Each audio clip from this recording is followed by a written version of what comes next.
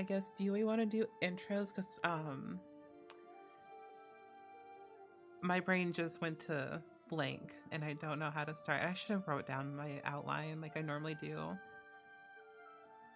It's all right. We can do intros. So basically, start? yeah, who are you, and I guess All who right. are you playing? All right.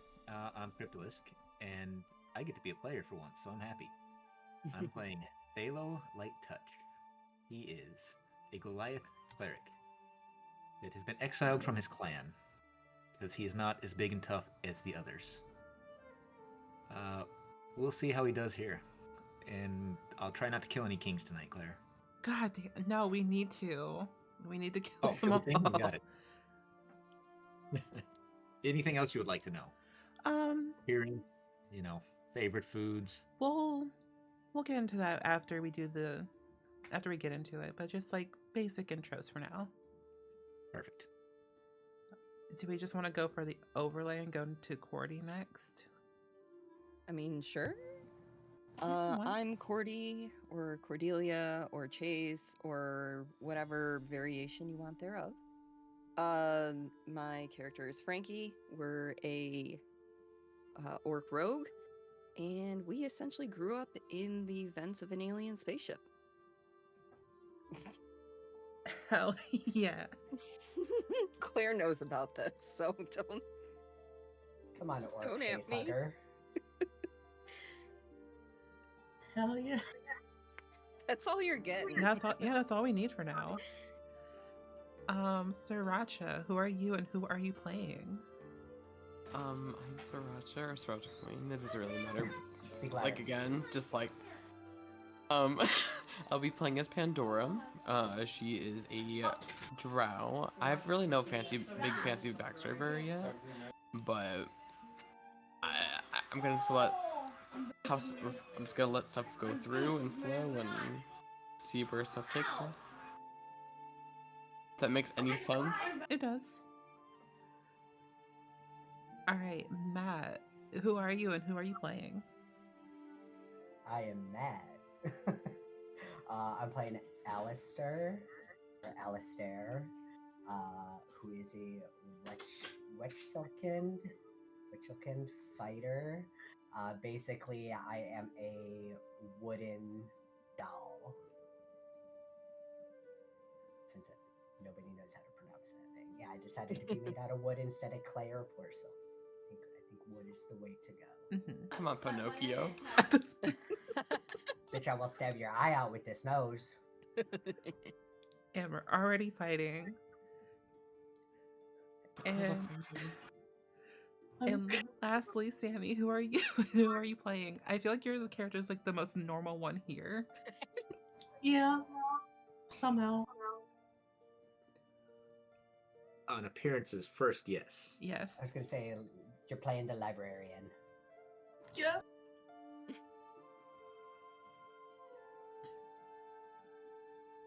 Sorry, I'm crying because I'm thinking like you're playing a Pinocchio and my item is a talking doll. Yes. I know, that's why when you said that I was like, oh cool. As long as this doesn't turn into a dating sim. I'm not She's gonna be like, this one talks too. Not really a doll. I'm more of a construct, just made out of wood. Good. Well, I'm Sammy. I'm playing as Jane, Pale One Click Clank. And she is a human sorcerer who was found by goblins as a baby, and then they raised her. Because they were like, we can't just leave the little pale one alone now on the road.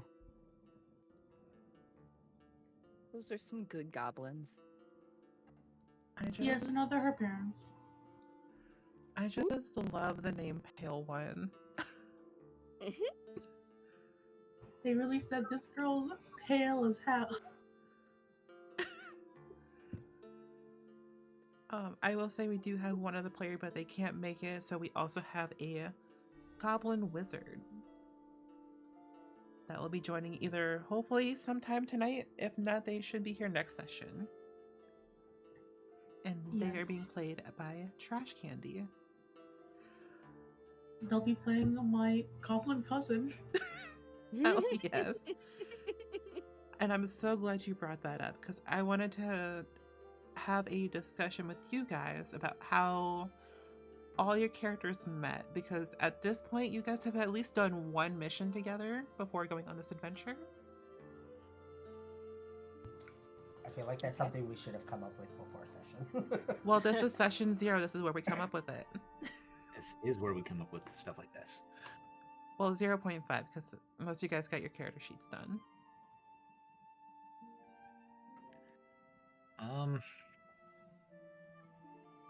Let's see. Are we all outcast, it looks like? Hey, my gal's just a happy-go-lucky non-goblin in a goblin family. If that's not a Lifetime movie, I don't know what is. Right? I mean, I'm a folk hero. But, you know. Other than that, pretty much. Jane has the sage background, so, you know, she might have been traveling looking for information. Like why her parents abandoned her. It also has the sage, so we might have met in study circles.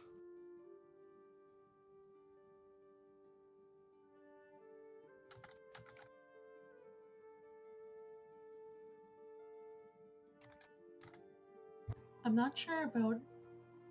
I remember reading about goblin, like how long they live. Mm-hmm. And if Trash is playing my cousin, I like the idea of just like, yeah, I was there when he was born. He's an adult already, though.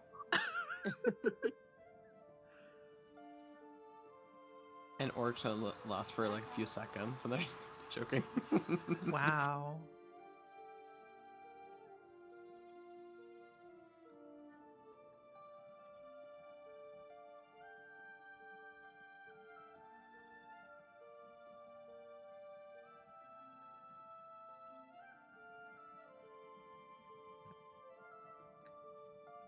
Alright, and then another way you guys could have met each other, if we're kind of stuck on that, you guys do start out in the city called Neverwinter, which is basically a trade city that exclusively works with like merchants of Waterdeep, which is like, I view Waterdeep as like fantasy New York because it's like right on like an ocean, and it's like the biggest city, or if not the biggest, one of the top 3. But basically it's just known for known for like a lot of crafting and like a lot of shit. I have an article pulled up about Neverwinter. And I did not really read this beforehand because I meant to do that and I completely forgot.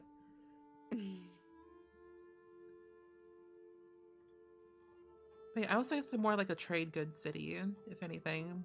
Trade goods and crafts, art, shit like that. Hell yeah. I think I put in Jane's backstory that she lives there with her family. I love that. I think I put, if this is okay with you, they traveled from Phandelver to Neverwinter, and that's when they found Jane just by herself. Okay. Yeah, that works. And they were just like, well, I guess we're taking her with us. And we're like, what? They were like, what's a basic human missing person name? Johnny fell down a well. You should have been a drow, so then your name could have been Jane Drow. That would be funny.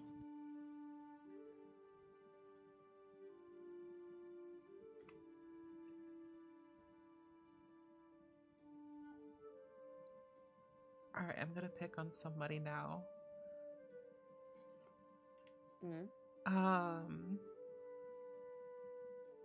Crypt, how did Thallo get to Neverwinter? Are you from Neverwinter? Did you kind of migrate there? No, he's good. I'm trying to like build up the pieces to where you guys know each other. He migrated. Okay. When he was exiled from his tribe, he's kind of floated around in different places trying to find where he fits in, and never quite does it. 'Cause he's weaker than most Goliaths, but he's still stronger than most other individuals that he tends to run into on a day-to-day basis. So he just never feels like he fits in. So he's kind of floated around doing unusual acts of kindness for a Goliath, and has probably slowly made his way there after bumbling around and making an absolute fool of himself.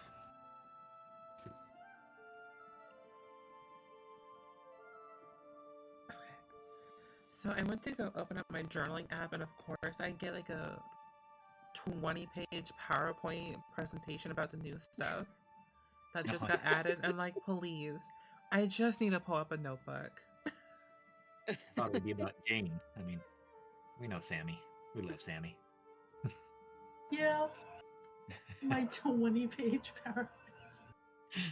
Oh. Hey, James is only 6 pages. I'm impressed, Only Sammy. 6.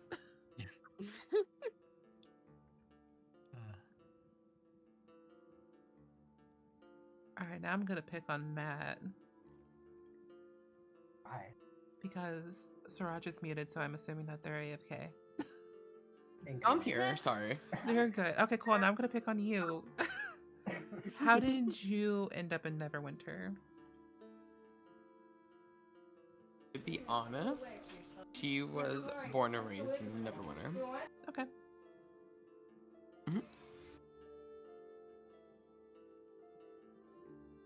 So now I get to pick on Matt. So how did you end up in Neverwinter? Stuff I haven't come up with yet. I know, that's why I'm picking on you. So Quick, first thing that comes to mind. I walked here. I love it. So going back to my species, my what I am, like I said before, not a doll. I'm a construct crafted from wood. I was placed into the material plane, disguised as a child to a royal family, animated by some fairy magic, makes me glamour look like the real human child. The parents of that royal child found out that I was not their real kid, thereby like breaking the glamour. So I appear. That's why I appear wooden. They accepted me as their own, knowing that they could never get their child back. But after a few years, I just got kind of tired of not feeling like I was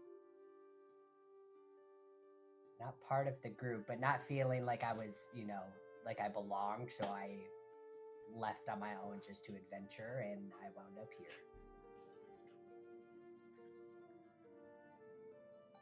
The end.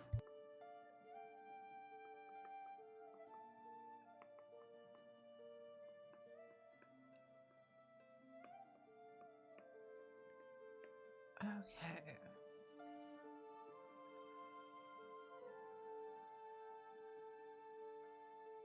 So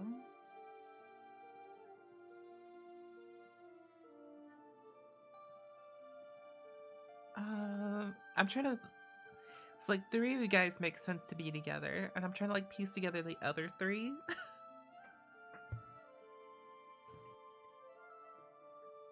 So I guess would it be possible for Alistair and Frankie and Pandora to all meet up together at some point pre-adventure?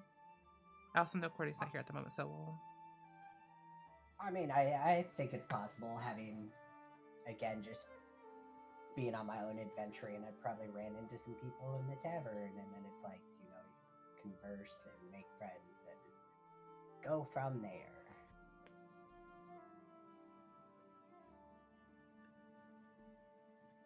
I mean, do you guys want to do the classic we met in a tavern?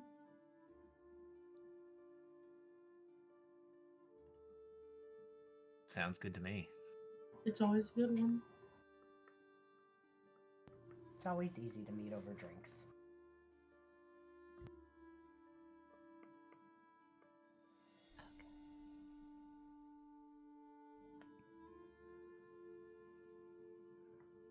So,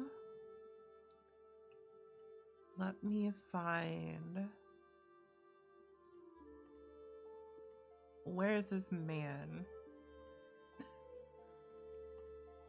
Where is he? I'm back. Welcome back. Sorry about that. You're good. The only thing we talked about was how you guys met, and we kind of came up with the idea to do the classic. You guys all met up in a tavern. Okay, fair enough. But now I'm trying to find. Oh, here we go. So,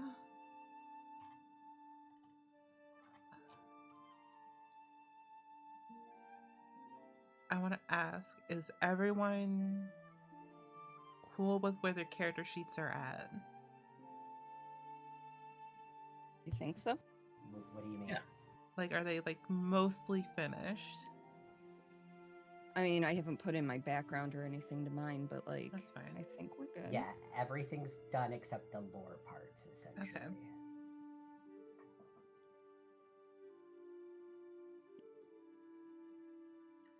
So, oh, son of a bitch. That was the one thing I What? needed to do before I went to bed today, and I didn't do it. I meant to set up the viewer reward system Oh. for Twitch. Well. So starting in session 1, there's gonna be a Twitch interactive system. I don't know prices for anything yet. I'm gonna sit down on that, but basically it is a system where viewers can interact with the game a little bit more by gifting inspiration, advantage / disadvantage, and a pool of resources for me to do or for me to use, which could be something good happens, something dramatic happens, or something bad happens. Basically what that will most likely look like is if I or you guys are like 1 point away from hitting something, I might spend it if something good or bad happens. Be like, you know what? Yeah, you hit. That's fine. Or if you're just 5 feet away from getting into combat range, spend if something good happens. You get a little extra adrenaline rush.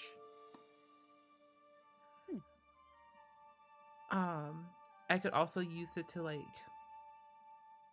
give you guys advantage if we need it, or give myself advantage if I want to be a little spicy. But those are gonna have like limits and time limits, cooldowns, all that shit, so it's not gonna get too crazy.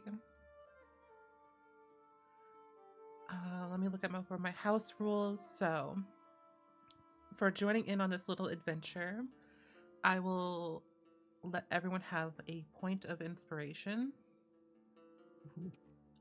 With inspiration, that's basically like a free reroll. You can use it after you rolled, I don't care. And you can use it on any D20 roll.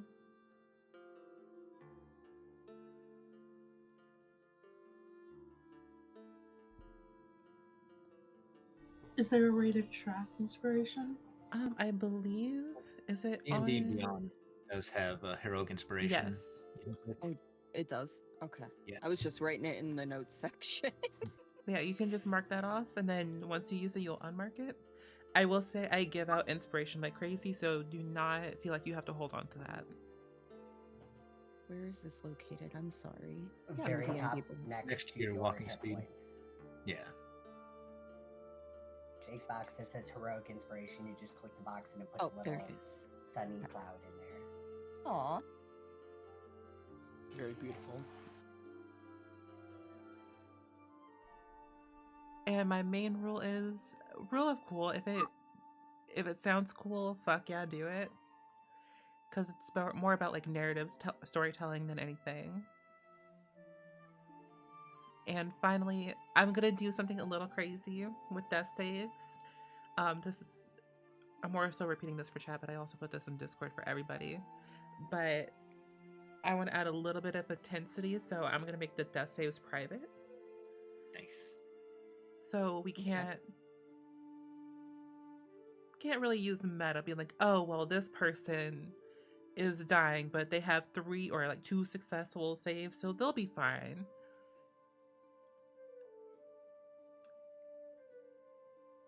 It's gonna add like a little bit more drama to it.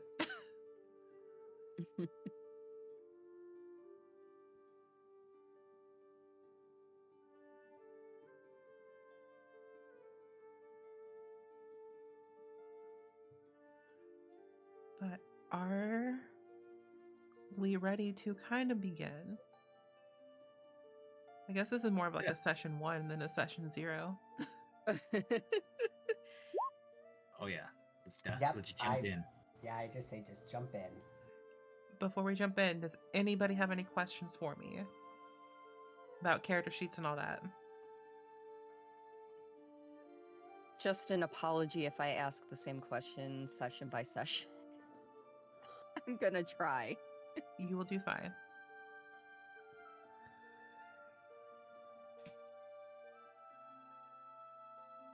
Oh my god, sorry, I just hacked up a lung for a second. The fucking before bedtime nachos are finally caught up to me. Oh no. I'm good. Oh, now I have to read. I remember. Go ahead. Go ahead. Sorry. You I was first. gonna say, I remember having a whole cheesecake for bed one time. We just don't talk about that. Wait, like a slice or like a whole ass cake? Got like a whole ass cheesecake. Goddamn. Dear Lord. I know. I would die.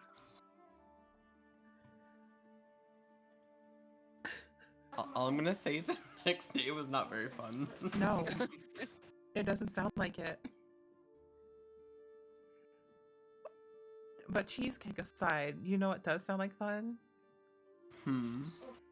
Beginning your adventuring career in a city called Neverwinter, where your group is hired by a cool little dwarf named Gurdon Rockseeker. He hired you guys to deliver a wagon load of provisions to a rough and tumble settlement of Phandelver. It's like one of those weird names or weird city names that kind of goes by both. Mm-hmm. So if I mix it up, it's the same thing. It's like tomato kind of situation. Got it. Which is just like a couple days south of travel of the city of Neverwinter. Gardner was very clearly excited and a little bit more secretive about his reasons for this trip, saying that he and his brothers, we found something big, and that he'd pay you 10 gold pieces up front for accepting the job, and then more to come later. The night before he set out ahead of you guys on horse, along with a fellow warrior named Sildar Halewinter, claiming that he needed to arrive early to quote-unquote take care of business. And we open up our adventure as we're on the road. Who would be driving the wagon of provisions?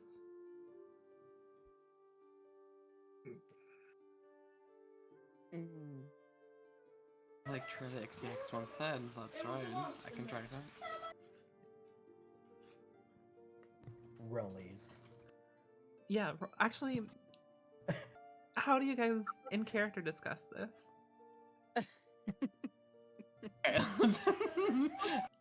Wanted to make never mind. I mean, I might be best keeping lookout from the trees.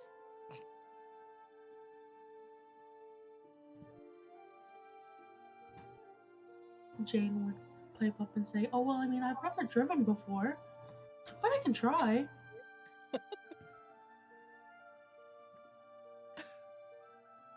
Thalo's just keeping to himself.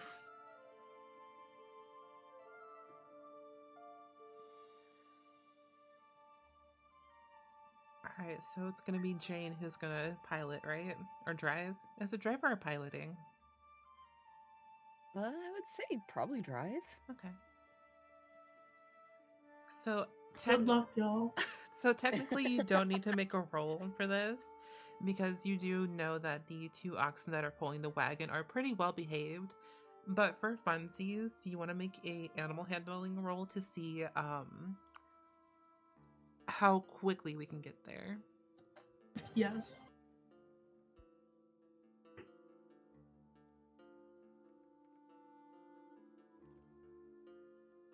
Also, first roll of the campaign. Whoop whoop. Hell yeah. Nice. For a 17.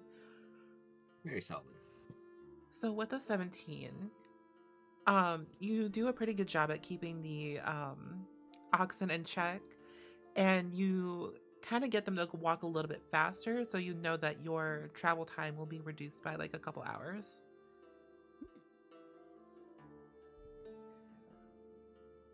And I should have done this earlier, but I do have a handout for Gurdon, Rockseeker, so I'm going to go ahead and show that to you guys and roll 20. That's who your employer looks like. He's like this. Hey, it's Roxy. It's like this cool, like, dwarf with like black hair, like a really big black beard. And I guess the color blindness is really coming out today because kind of like a medium brown skin tone, I think. Mm-hmm. He looks like a really chill dude.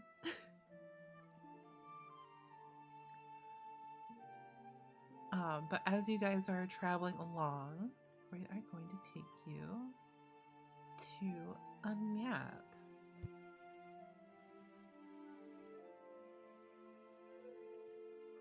I don't believe I have lighting on this one, so everyone should see the map, right? Yes. Yes. Yes. Okay, so I'm gonna let me see if I can pull out like a cool little wagon token for a second, because I meant to put like a little party hat.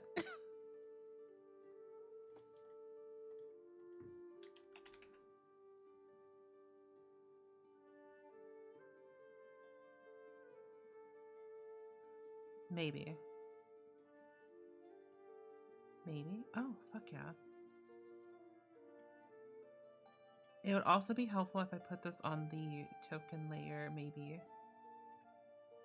So I will say you guys are probably about here in your travel. From Neverwinter, so we already went all that distance. Yeah. Okay. Wow. And we're going So we're in the here. home stretch. Yep, in the home stretch. And Yeah, we're almost done. yeah. Campaign over. Good game, everybody. If only. Of course, by switching over to this new map or the big map, I completely just closed out all my notes. Did you guys look into the back of the wagon before leaving? I Yes. did not. Okay. No, Thalo would not even think of it. Okay. I mean, Jane would be curious, but yeah, she I wouldn't probably- like pry. Alistair, I probably did because I probably climbed into the back of the wagon and that's where I'm sitting. So yeah, in the back of the wagon, you guys see a bunch of like mining supplies and food. You can see like salted pork, 2 kegs of like very strong ale. Like you can smell that from the keg. Like that is some strong shit. Some shovels, pickaxe, crowbars, couple of lanterns.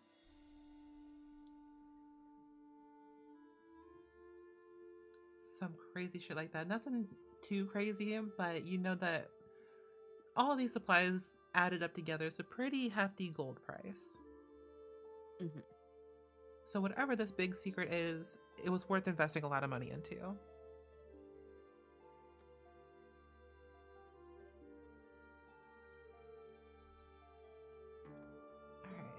So, you guys. Oh, so I just kind of like placed you guys randomly on that trail, and I actually put you guys in the right spot. And it wasn't even intentional, so I love that for me. So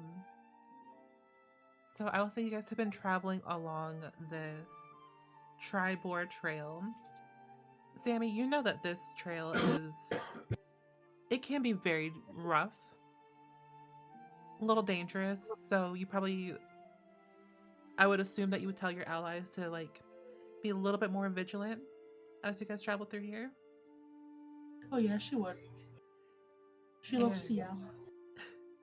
And I will say that Sammy would know. Because I would say Sammy and Trash would know, but Trash is not here at the moment. But you guys would know that this is the area where the weird goblins tend to linger. They're not normal goblins. They look a little weird, little off. Whether it be one of them has a weirdly shaped head that's not typical for a goblin.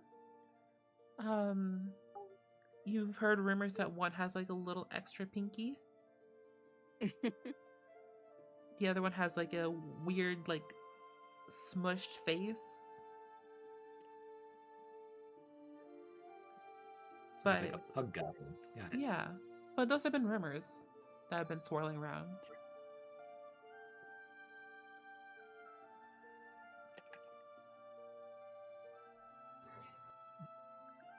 I feel like Jane would relay those rumors. That's but then not very comment. nice. Yeah. But she would comment. But I don't know why people say that stuff. It's really rude.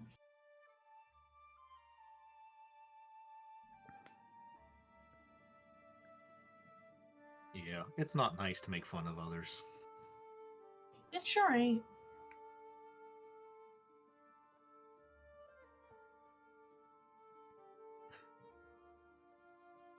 See Thalo get just a little bit sad, almost as he's like contemplating those words. Mm-hmm.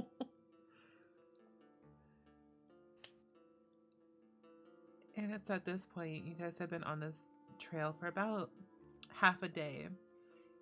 And nearing a side of the road leading south toward Phandelver, you come around a bend, and you guys stumble upon a scene of a recent battle. The woods press close to the trail here with a steep embankment and dense thickets on each side. Two horses wander the road, sniffing at ransacked personal effects. Oh, this still doesn't look good. No, it does not. Should we... Thalo kind of just gestures.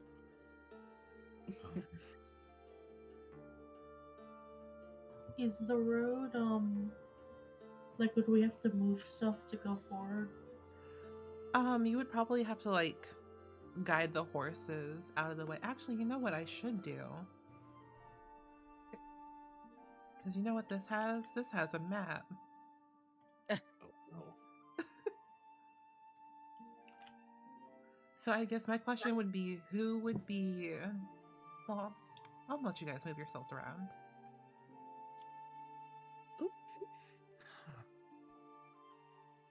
Thalo would probably be up towards the front of whoever's approaching, if anybody's going up with him. You said there's just horses, like, sniffing scattered belongings and stuff on the ground? Yep. Do we see any people? Make a perception check.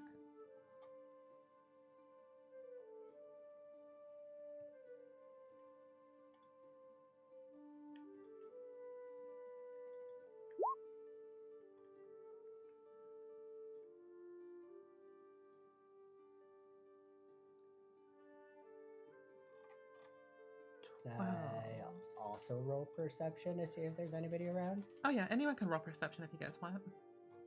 I'll roll one as well since I'm advancing up there. I'm kind of Jesus. hanging back to take in the entire scene while I'm doing this, just to kind of get a lay of the land type deal. I'm still. Okay. Thank God. Okay. Oh. Wait, what is Go to bed, that? Sriracha. Shut up. Shut up. Ooh, what's that? Nice, Claire. It's not putting my roll in the chat, but I got a 14. Do you have D&D Beyond? Yeah. All right. Yeah, just if you don't don't have have the that extension. extension installed. It Oh, won't it's just the port okay, over. gotcha. Yeah. Okay, yeah, that'll be fixed by next time. Yep. But 14 for me. So I will say 12. Okay. So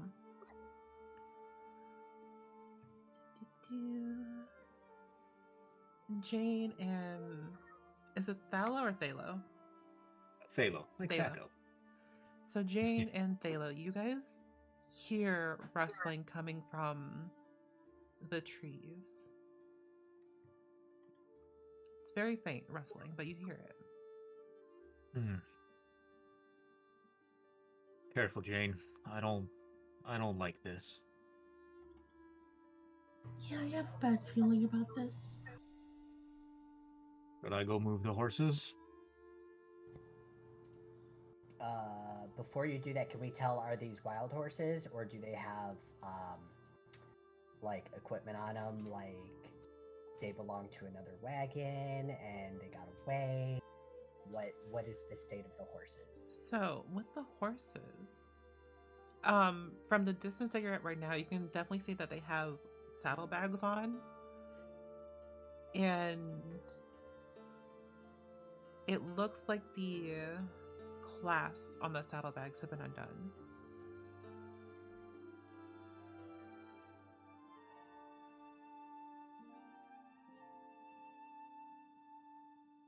I mean, we can maybe try and move the horses from here. I say we try to take the horses with us. No need to leave them here to fend for themselves. That's fair.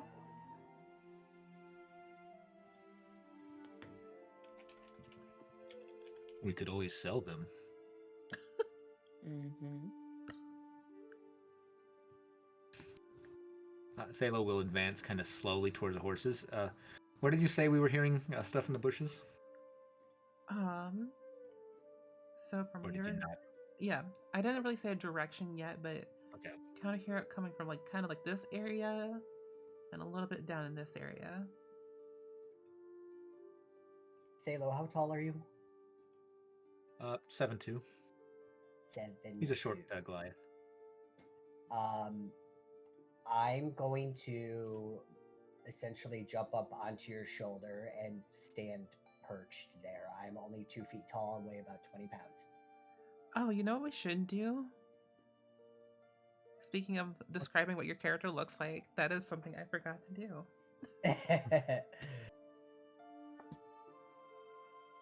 So, Since I'm so tiny, I'm going to essentially ride on Thalo's shoulder as almost like an extra lookout, getting more height and everything. so as we do that, what does Thalo look like? Because I forgot to do descriptions. Thalos, he's roughly 7'2", short by Goliath standards. 280 some pounds. You know, not very big again by their standards. He's dressed in some green and yellow robes with a chainmail armor, carrying a staff and a shield. His skin's kind of gray. He's got the normal Goliath like facial tattoos and arm tattoos that are kind of traditional. But he's by no means big and strong looking like most Goliaths that you guys might be used to seeing. He has no hair, that sort of thing. I'm literally just picturing Grog when he loses all his muscles and he's skinny. We'll go with that. Love it.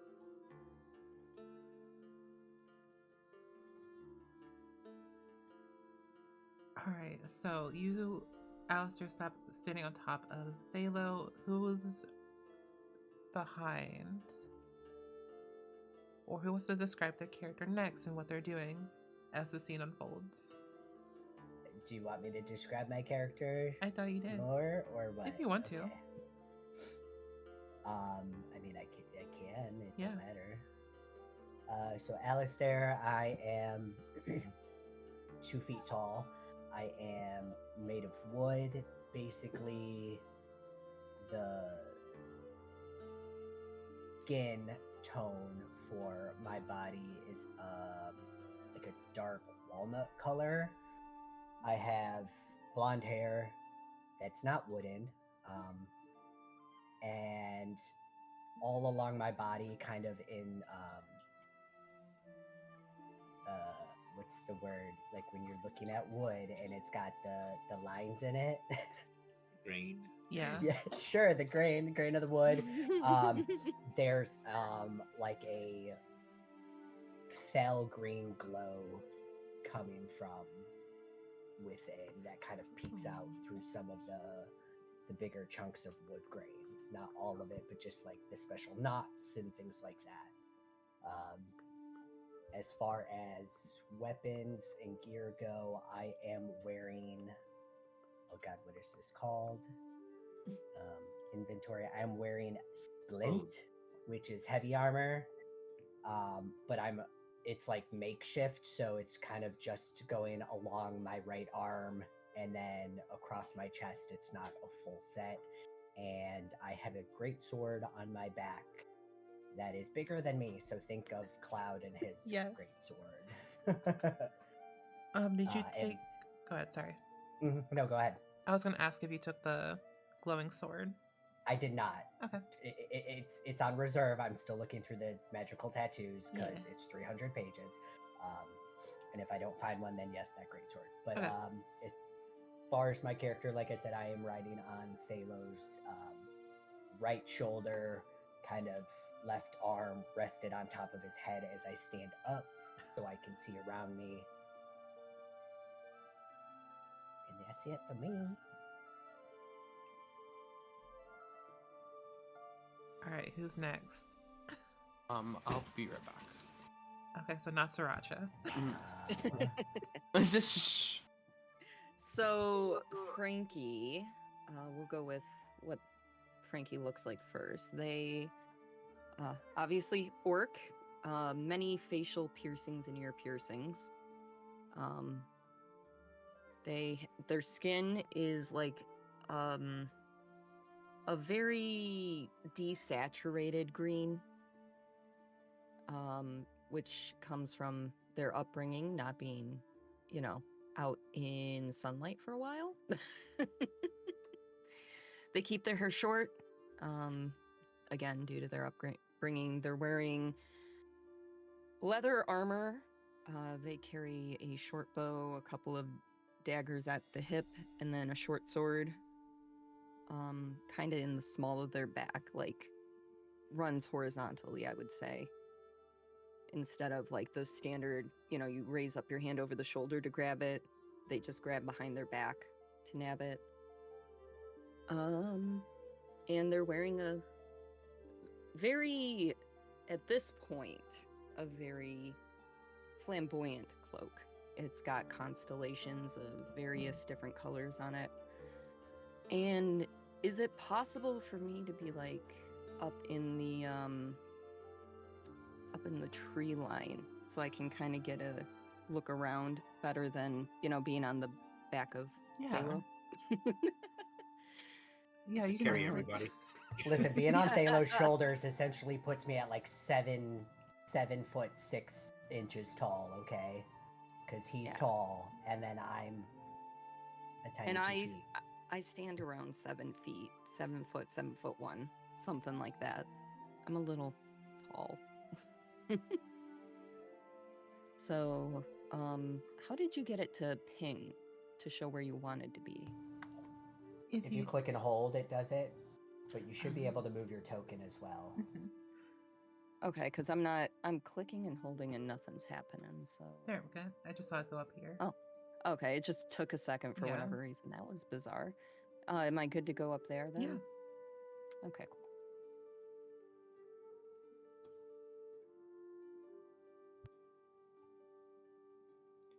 And then from here, can I do another perception check, or is that frowned upon?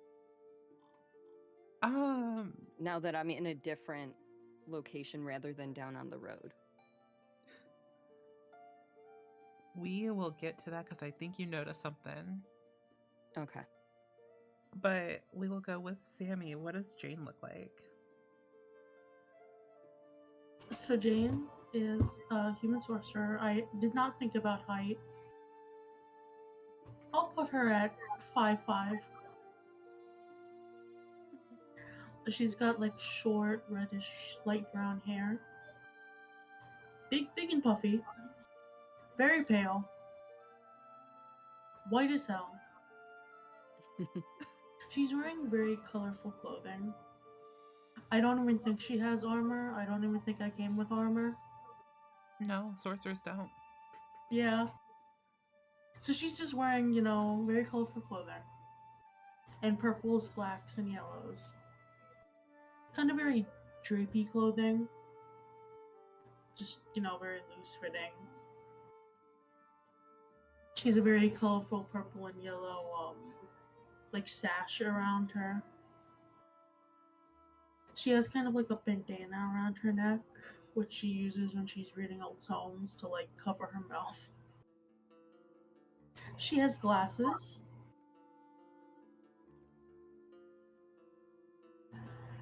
And I think that's about it. And currently she's I think still in the cart.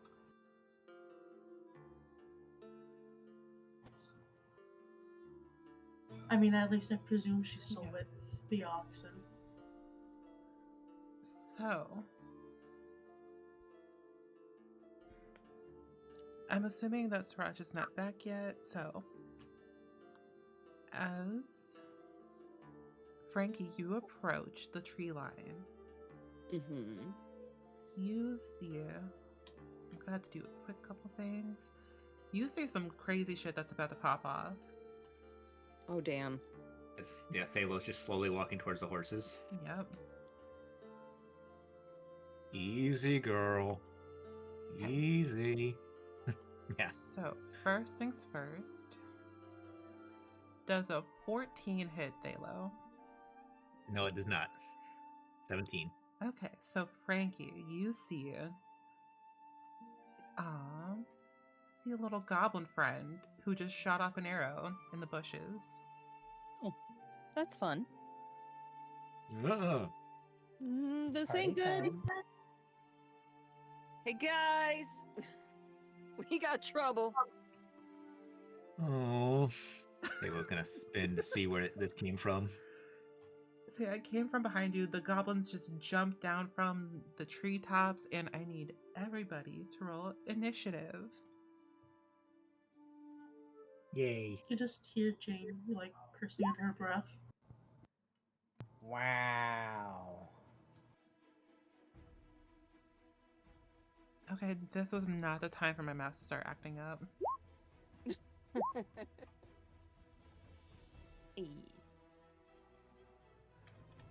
Oh, yeah, I did not select my token when I did that. My bad. You're fine. Come on, two guys up front with 4s. Yeah. At least we'll move together. Jane, you got 11. Frankie got turn 20, which makes sense. And then I will maybe roll for Sriracha when Sriracha gets back. I say maybe because I don't know if I can roll from her sheet, so we will see. I might be able to. Oh, I was able to, so. Okay. So we have goblin friend number 1. Oof. Got a 6. Okay, I got a 6, a nat 1. Oh no. Good.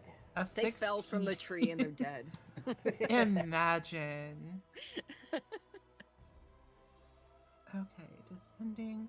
So I think everybody should be on there. On the Oh, turn no. order.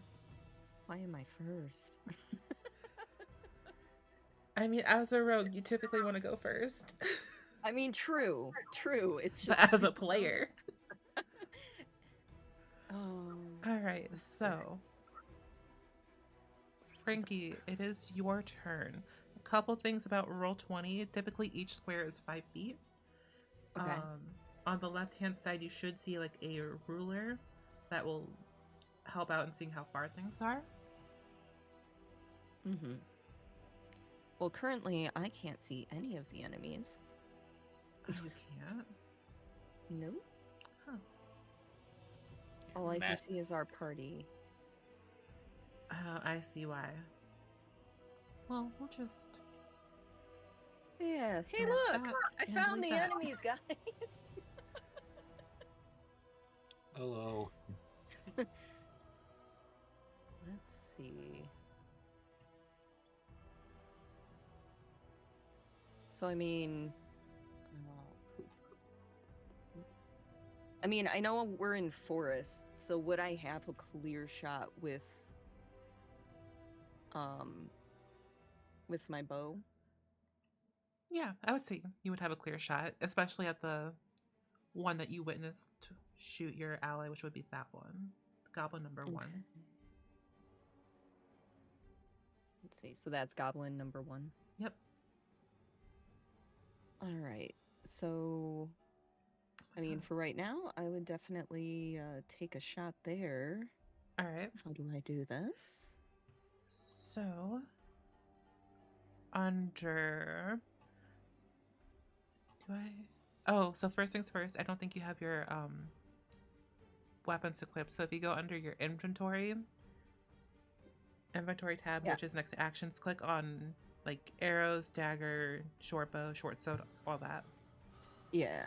I had the short bow and the arrows equipped. Does that take a second for it to Maybe? update? Let me or- see.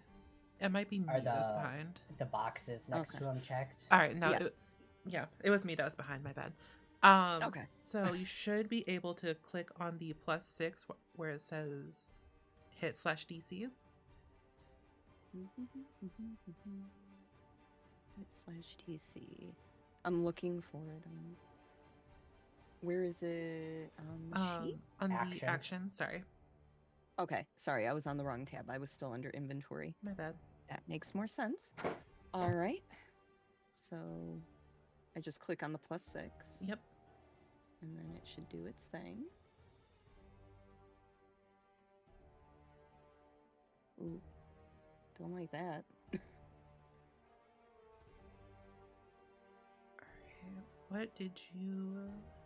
6 + 6 is a 12. Alright, as you shoot your arrow, you notice that it goes a little wide as you missed. Oh, I'm a little rusty, it seems. So you can still do a bonus action, which I don't know if you have cunning action at this level, let me... Da-da-da. Bonus action, I have 2 weapon fighting adrenaline rush. Okay, so you don't really have anything that you can do for your bonus actions just quite yet, but you could still move a little bit. Mm-hmm. If you want to retreat back or move forward. But that is up to you. I think I'm actually gonna stay where I am. I'm kind of like confused as to how I missed. Like, what the fuck, guys? Alright, next is Goblin number 3. And honestly, I just imagine that's what their names are. It's just... Their parents just named him 1, 2, 3, and 4. Yeah, but like numbers and goblins, so I don't know what that would be like. Right. Okay, goblin number 3. We're gonna take a shot at. Okay, I'm gonna take a shot at Alistair. I'm assuming a 23 would hit. Yes. So you will only take 5 piercing damage. Say again. You only take 5 piercing damage. Only 5. Only 5. Then we're gonna take 5 feet to jump down from the tree. And 15, 20, 25. Is this number in blue my AC? Yeah, you can move that around if Okay. you want. That was just. I was just like, wait, what is this, and who put it there? Then goblin number 3 is just gonna move up that way. I'm down to. Sorry, I just only moved my character so I can see the health bar. Yeah, I'm you're down fine. to 9 of 14. All right, goblin number.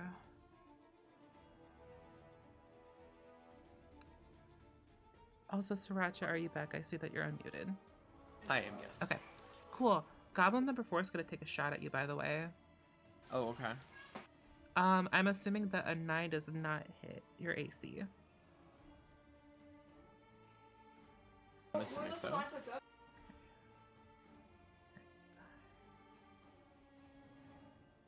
25, 30, and then goblin number 4 is just gonna take a shot and jump down from the tree and run out.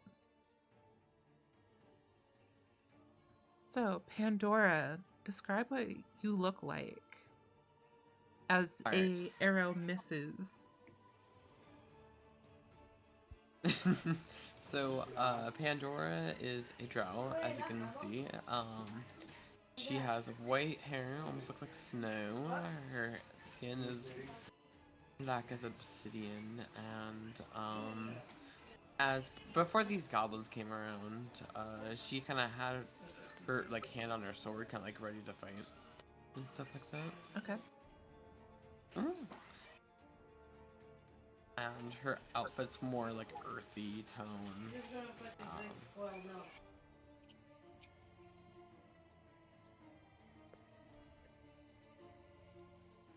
Hell yeah. Mhm. But it is your turn. What would you like to do?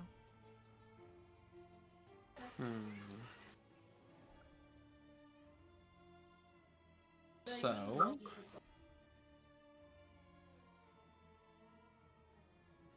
Hunter's Mark, is that like a bow arrow thing?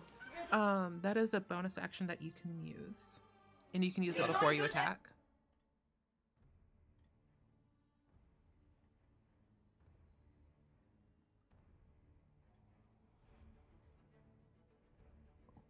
Which one were we going to cast that on? I am going to cast on this one. Alright. Goblin number 4.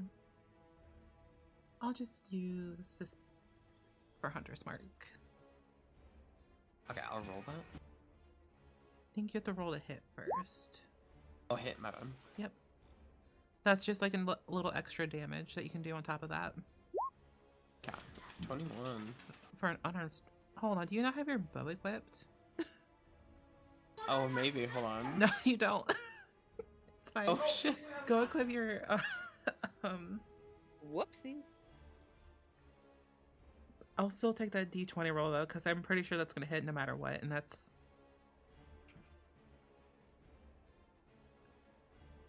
But we'll make sure you get the right damage, though.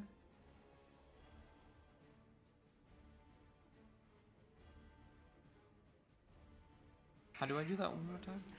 So in your inventory tab, just go to equipment and just select everything from arrows, longboard, longbow, scimitar. Come on, surfer. Ignore that. My bad. No, you're fine. Honestly, just cut to like Pandora and like the fucking Underdark surfing.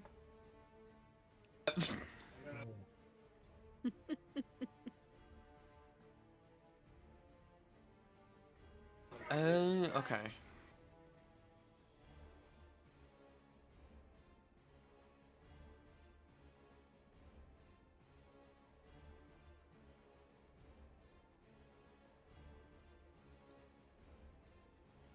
Because, yeah, I would say that you would have, like, enough time to equip everything. So, yeah, I was going to go with the 21, but yeah, 25 still hits no matter what. Okay. And you are also slowed. So, I'm going to put the little snail. Mhm. So, go ahead and roll damage for me.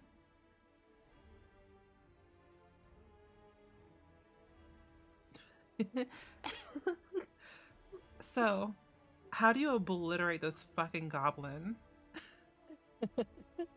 Basically, she like, how do I say it? She kind of like focuses really like closely on this goblin, and then she like, um, okay, how do I explain this? So you know how someone like shoots an arrow at someone's like when they have like an apple on their head, and they shoot it or Yeah. whatever. She pretends there's an apple on the side, but there's no apple on the side, so she kind of just aimed straight for her forehead. Oh my god. Mhm.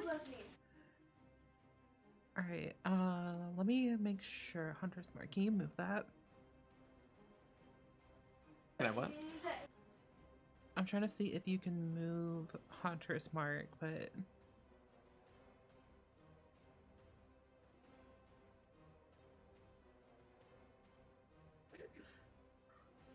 Alright. On your next turn, you'll be able to take your bonus action to move your Hunter's Mark, by the way. Because you used it to pull it up. But do you want to move or anything? I'll move up one. Alright.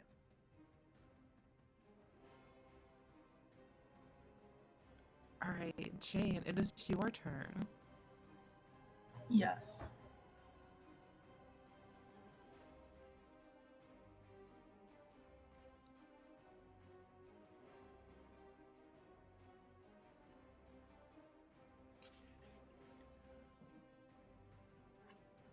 I think she wants to use a cantrip.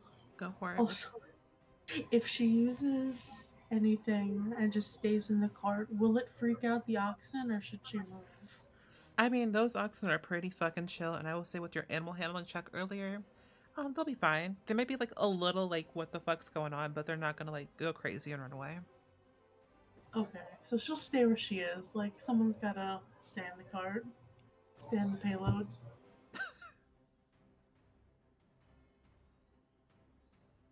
I didn't even play that game. We just see that the oxen just move very slowly because there's only one person on it. Sorry. Which cantrip are you casting? I believe they're all in range, but she's gonna use Frostbite. Alright, on which one? That on something she can see within range, so I'm gonna do the one that's Okay, so the one that's closest down. Yeah. What kind of save is it? I forgot.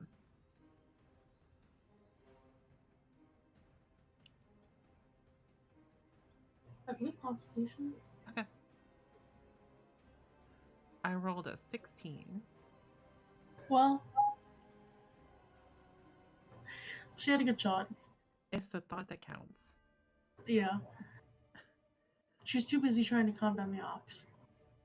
You know what? That's fair. That is very valid. But is there anything else you would like to do on your turn?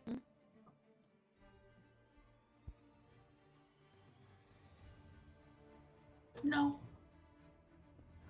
Alright, going on to goblin number 1. Okay, so we're gonna... That's the one I missed. Yep, so this goblin's gonna jump down from the tree in front of you. Move pretty close range. And you're gonna see that this little goblin takes out his little scimitar. Ooh, okay. So I rolled an 18. Does My that AC be... is 15. Yep, so you will take 6 slashing damage. Okay. How do I account for that? You can do it in your character sheet, and then if you wanted to, you could, on your token, you can just click on your token, then in the green bubble, just put -6, and then press enter. Okay. Green bubble, where are you?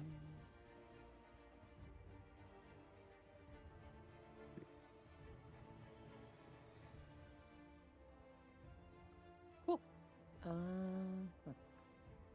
Do I have anything? No, I don't think so.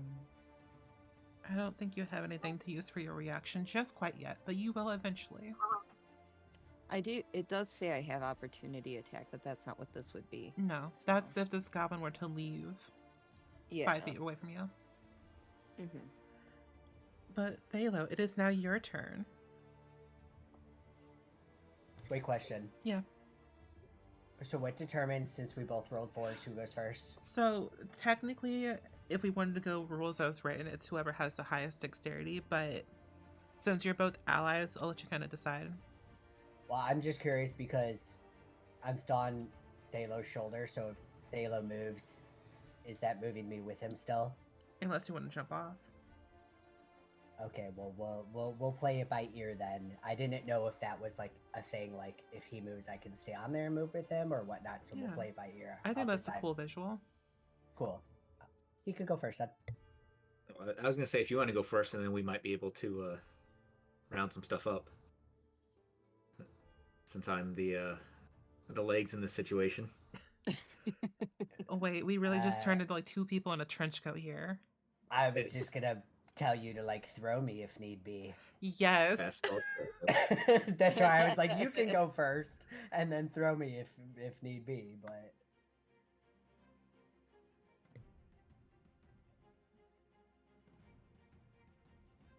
I'm gonna say I'll go if you don't want to. I'm actually probably not gonna move unless need to. oh, you're good. You can go first. Halo's gonna quickly glance at Alistair to see that he was hit, but assume he's not too bad. But he did see Frankie get hit, so he's gonna call out, Frankie, watch out, and then he's going to use Mind Sliver on this goblin here. All right. And what save is that? Or is it an attack? It is an int save of 14's target. Okay, well, this is going to be a straight... why? Why are these goblins... You know what? No, for funsies, I'll give him disadvantage, so I'll say that hits. Because I technically rolled a 16, but that's not fun. It's okay, too. So if it did hit, then he'll take 1d6 damage. Yep. I'll say it hits. I'm going to fudge the rolls for this first battle in your guys' favor. So that'd be 3 damage, and then he will have subtract 1d4 from next saving throw to make before the end of the next turn. So, Okay. so if somebody else hits him with something fancy save-wise, he's got disadvantage. And that's until your next turn? Or he subtracts 1d4, sorry, not disadvantage. So till the end of my next turn, yes. Okay, cool.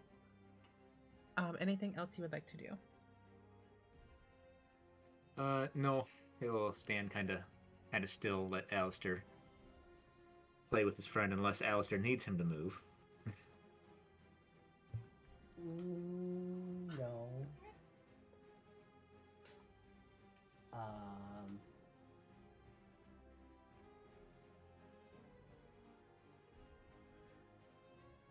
That'll be my turn. All right, Alistair.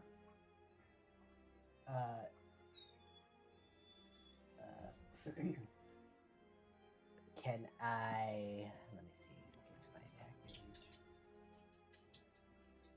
I am going to have Thalo throw me at this goblin next to Frankie. All right.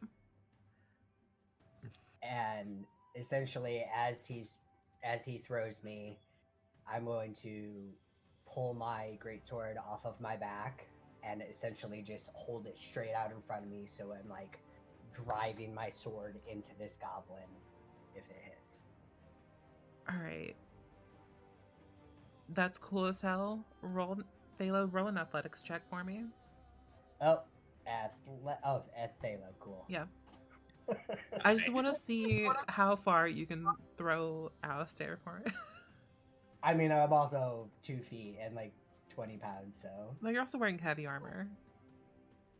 Yeah. Yeah, 15. Yeah. I'll say for the DC for this is going to be like 13. Because you are 2 feet tall and made of wood. Yeah, and I'm wearing partial heavy armor, Yeah. which still only puts me at like 25 pounds. So. Yeah. So with the 15, you can definitely just yeet the puppet. I'm not a puppet either. Okay, you can yeet the non-licensed Pinocchio adaptation. No, I'm kidding. You can yeet Alistair. And we'll use that 24. That 24 does hit.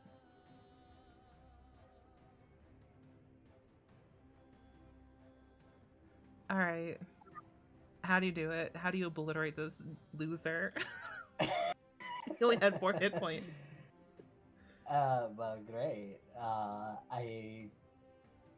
It flying through the air, sword straight out in front of me, both hands on the hilt, and it's just going to drive straight into his chest and essentially just go straight through him. And my sword and my body just go straight through him, and there's just this giant hole in his chest from us. And he just, I guess, falls over. Hell yeah. Is there anything else you would like to do on your turn? Yeah. Can I... bonus actions. Can I... I'm gonna move 15 feet to right there. Alright. Make that 20 feet to right there.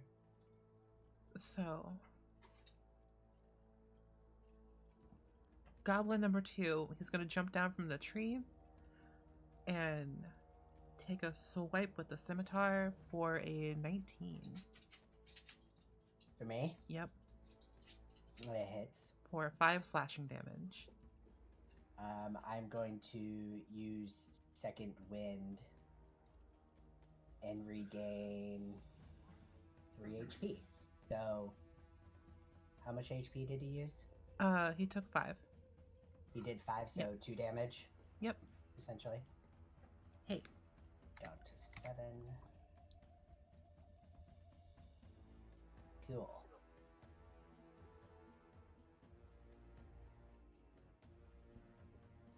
Sorry, I am being harassed by a dog right now. Thing. Do what you gotta do. He is demanding my attention by putting his paw on my shoulder. Or not my shoulder, but my elbow. Oh, it sounds like Jean nuzzling the back of my bicep, my tricep, rather. And for a little bit of chaos. Because I don't think this adventure was meant for you guys to be like already max level in your main ability. And I knew that was going to happen. From the wood... My goodness. From the woods, you guys hear shouting in Goblin. For those who understand Goblin, you would hear someone... You're about to knock over my Pepsi, little man. He does not say that. I was like, damn, that goblin knows what Pepsi is. He is going to shout out, "What the fuck is happening over there? Why are you guys taking so long? Get the gold and leave." And then... We don't have any gold. You guys see from the woods a new goblin friend arrive, but this one looks like his scimitar is like a little bit in better shape. His armor is like a little bit more put together. I'll go ahead and roll initiative for him. Well, he's taken aback by his allies dying. He walks in, sees the devastation, goes, Oh. Yep. But now it's Frankie's turn. You have a dead goblin at your feet. Mm-hmm. I have a dead goblin at my feet, and I have a movement of 30 feet. Yep. If I'm reading that correctly. Mm-hmm. So I can theoretically get behind the goblin that's over by Alistair, correct? Yeah. And I'm going to unsheath my daggers. Yep. So I do flanking rules. So if you can draw like a straight line from you to another ally, you can roll with advantage. All right. And you'll also add your sneak attack to this if you hit. Sweet. Now I gotta remember how to do this. All right. So how do I? Oh, that's right. I right click to roll with attack with advantage, right? Yep. All right.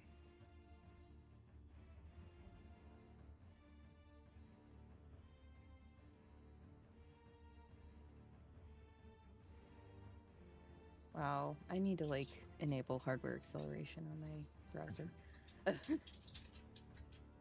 But Oh yeah, right. it yelled at me to do that. Yeah, it's just taking forever to roll because I don't have it enabled, that's all. 20. Alright. Yeah, 23 is gonna hit. Okay. How do I do the sneak attack and the regular damage, or All right, let me pull up your sheet because I have not played a rogue in D&D Beyond. okay. I have. How do you do sneak attack? Do you just manually roll it?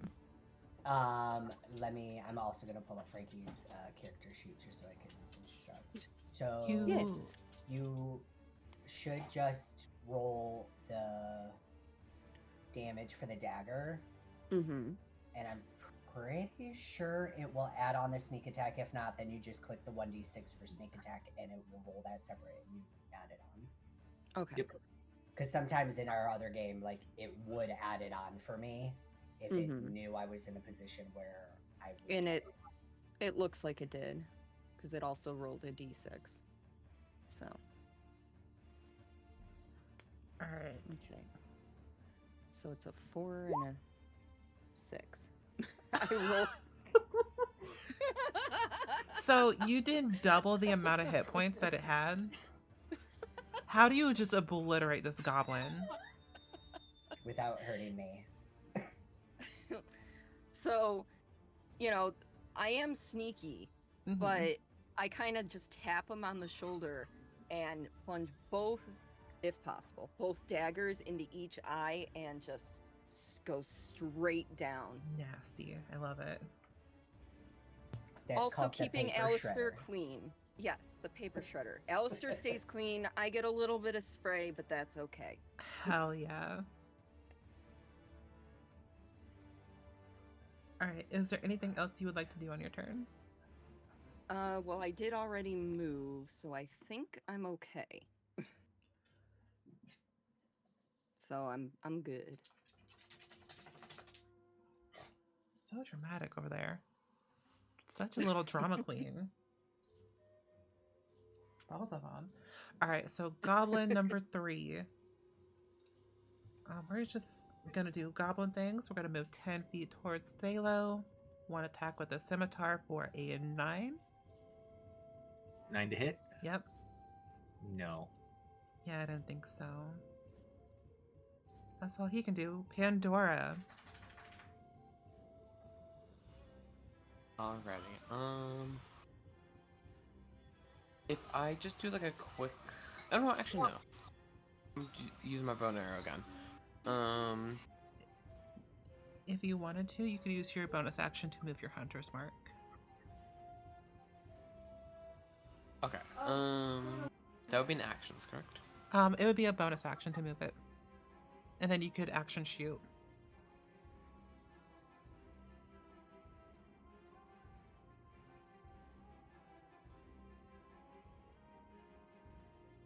Two.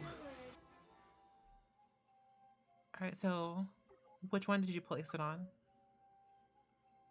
I'm going to place it on. Alright. So go ahead and roll a bow attack. I'm assuming that you're going to use your longbow. Mhm. So a 15 is their AC, so if it meets, it beats. So go ahead and roll damage.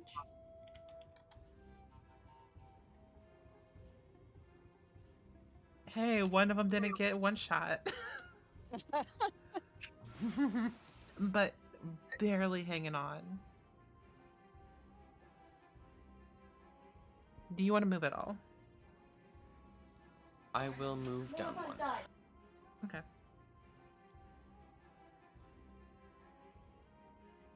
All right, Jane, it is now your turn.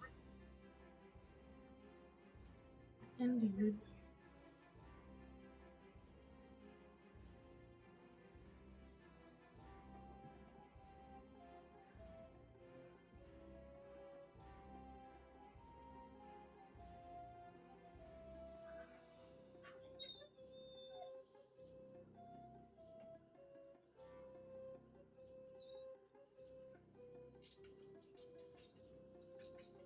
She'll try frostbite again. All right, on which one?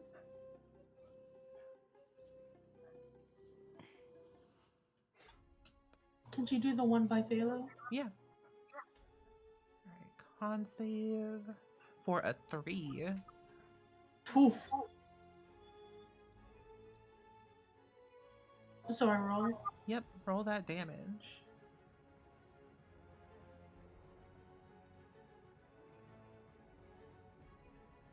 Two.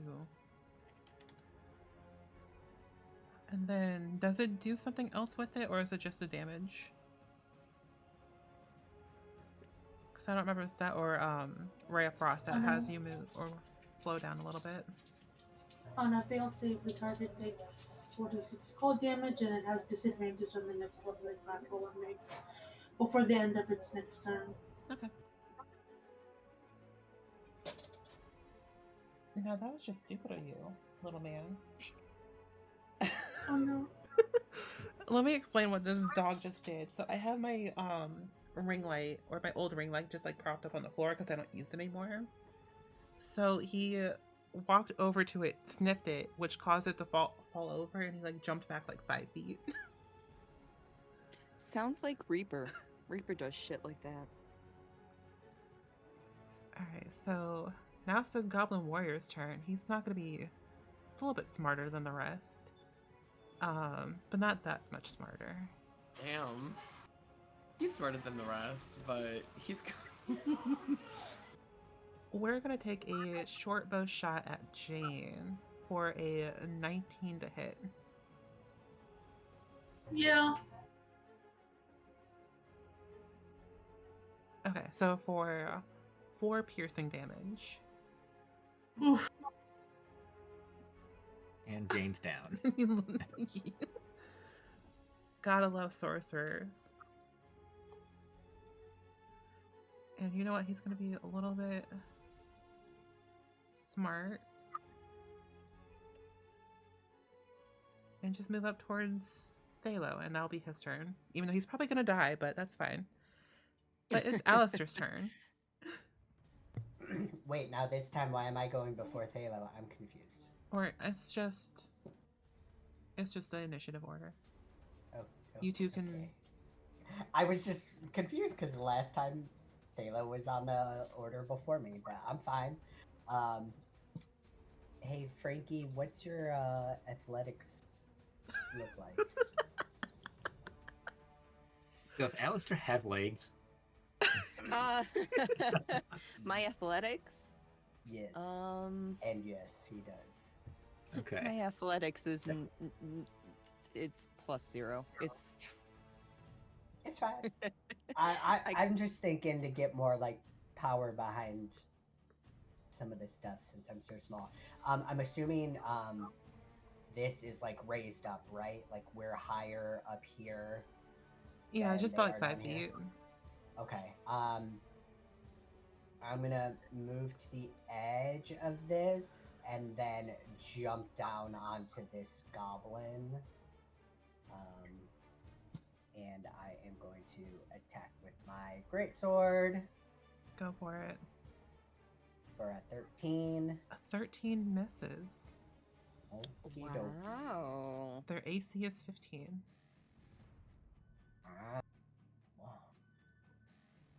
Ah. But because I am proficient in Greatsword, if my attack roll with the Greatsword misses a creature, I can deal damage to it equal to the ability modifier used to make the attack. I don't know what that means. So that would be your strength modifier. +3. So still barely holding on. Okay, well, hey, 3 damage is better than no damage. Yep. Alrighty, and that'll end my turn. All right, Thalo. All right. So I will use Word of Radiance. It's just a 5-foot sphere around myself. Uh-huh. So, and I can choose who it actually affects. All right. So I won't have it affect Alistair. Yeah. But it's going to be a Con 14 save on the 2 goblins around me. Why are these goblins so good? It is what it is. All right, hold on. So for Frostbite, is it just disadvantage on the next attack that it takes? Word of Radiance. What I'm doing on these. Yeah, but for the one frostbitten. For Frostbite. Disadvantage on the next weapon attack roll or mix. Okay. So I rolled a 16 and a natural 20. So they both succeeded. Yeah. So I love the idea though. That was really fucking cool. There's been a cool light show. Yeah, it did nothing. It was like, oh. Listen, these 2 goblins are just so determined. He's just gonna shrug, accept his fate. I mean, who knows? Oh, that'll be his turn. Frankie, it's now your turn. Let's see. So there's still 2 goblins up, right? Yep. Let's see. So I think I'm gonna move here. I mean, that would give me a clear enough shot at... I don't have quite enough movement to get right up next to any of them, so give myself a little room. But Also, don't remember you got height advantage and I'm short, so you can Yeah. technically shoot over me. And I'll say, like, you can shoot through, like, one ally without any issue, but, like, if it's, like, a giant line of you guys, be like, we're gonna do some bonuses. Just yell to hit the deck and I'll just, like, drop my legs out from underneath me and fall to the ground. Or duck, you know? Your non-existent legs. Yeah. I have legs! So I'm gonna go at, the leader, the warrior, whatever, the stronger of the 2, the one that's touching both Alistair and Thalo. Thalo. Oop. Oop.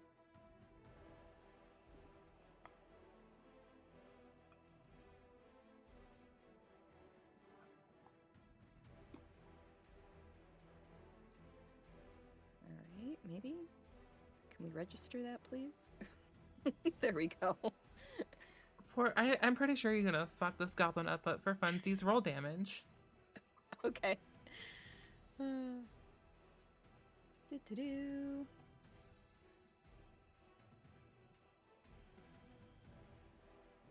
I got a 6 and I can't see it because it's in the bottom left corner and covered by an icon, so we'll see what it comes up with in a second here. So you're aiming at this Maybe. one, right? A 4. Yeah. Okay. How do you obliterate that loser? Yeah, 2 hit points. He had 2 hit points. No. Well, he was who did he attack last? Out of curiosity. Probably Thalo. So yeah. Okay. The arrow literally goes straight through ear to ear. Nice. I figure he's still facing Thalo, and that's it. He's just drops. Anything else you would like to do on your turn? I am good to go. All right. Now it's Pandora's turn. What would you like to do? Okay, so you know what? I'm gonna try going up a little closer. Okay. Can I get like maybe once again? That too close, or What are you trying to do? I was gonna hit him or hit this enemy with my longsword. Short sword, my bad. Yeah. That's Okay. yep. That's as close as you need to be, and roll with advantage. Because Stalo is directly behind, or you're directly behind technically, but flanking.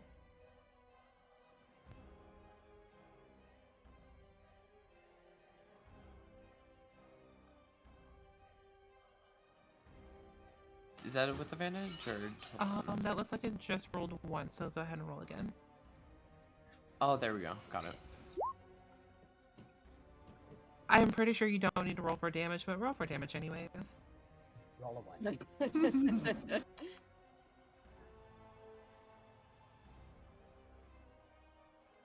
All right, how do you want to do this? This one only had 3 hit points left.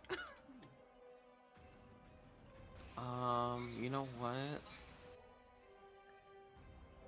Basically, she's gonna come up from behind and then like kind of, or no, actually no, she's gonna like look gruesome, but she's gonna like chop his head off and just like throw it up in the air in victory. Oh my god. My kind of woman. Yeah. But that concludes our combat. And I also think that this will be a great time to take a small little break because I do gotta let these dogs out and see why they're shouting. I blame the neighbors. Why are you yelling? Yeah. Literally. So we'll take like a quick little 5 to 10-minute break and we'll be right back. And I'll have stream muted so you guys don't have to worry about anything. Okay. All right.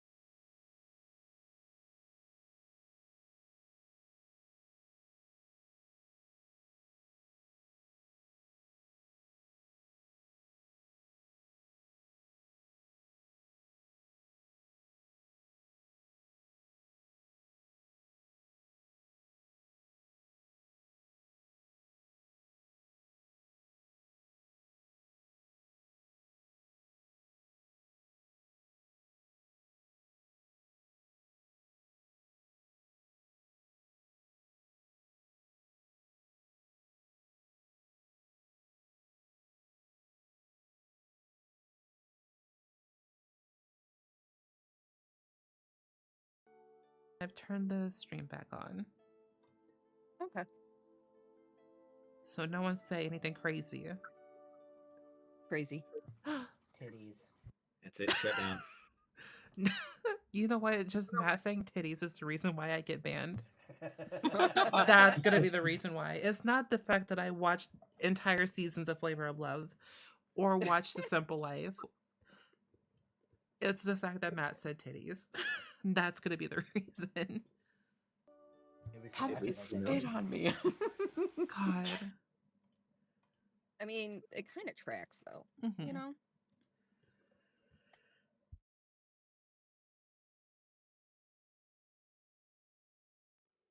Okay, I need the music to come back on. Thank you.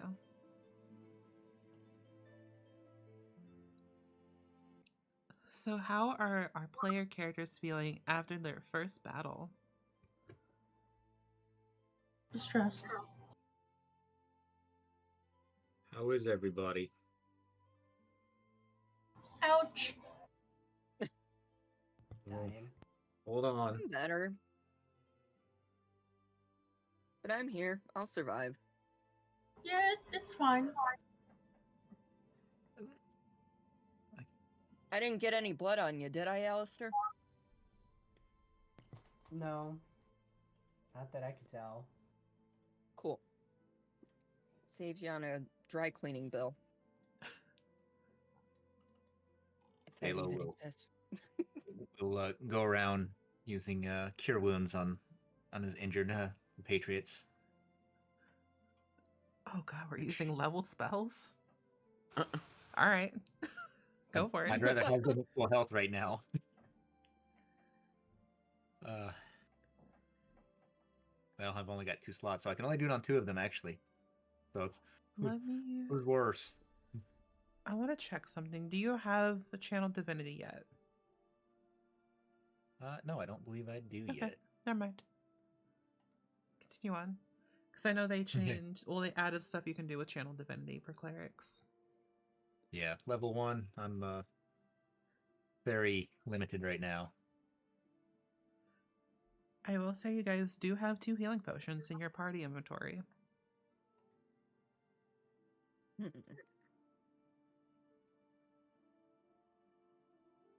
Can we search the goods and the stuff on the ground and the satchels, all the stuff that the horses are sniffing around? Obviously the goblins were going for some shit, so can we search it and take I it? think we were what they were going for. Mm-hmm. You said go for the gold. Oh yeah, we have stuff on us. Like we've got all the shit in the back of the cart. Mm-hmm. Yeah, guess so. But there's got to be some stuff. I say we search everything. In the very least, I guess we can search whatever's left of them. That too. What's left of them. And I take love the that. horses. Yeah, of course we're taking the horses, unless they got scared off. No, they're a little spooked, so if you want to make like an animal handling check to calm them down.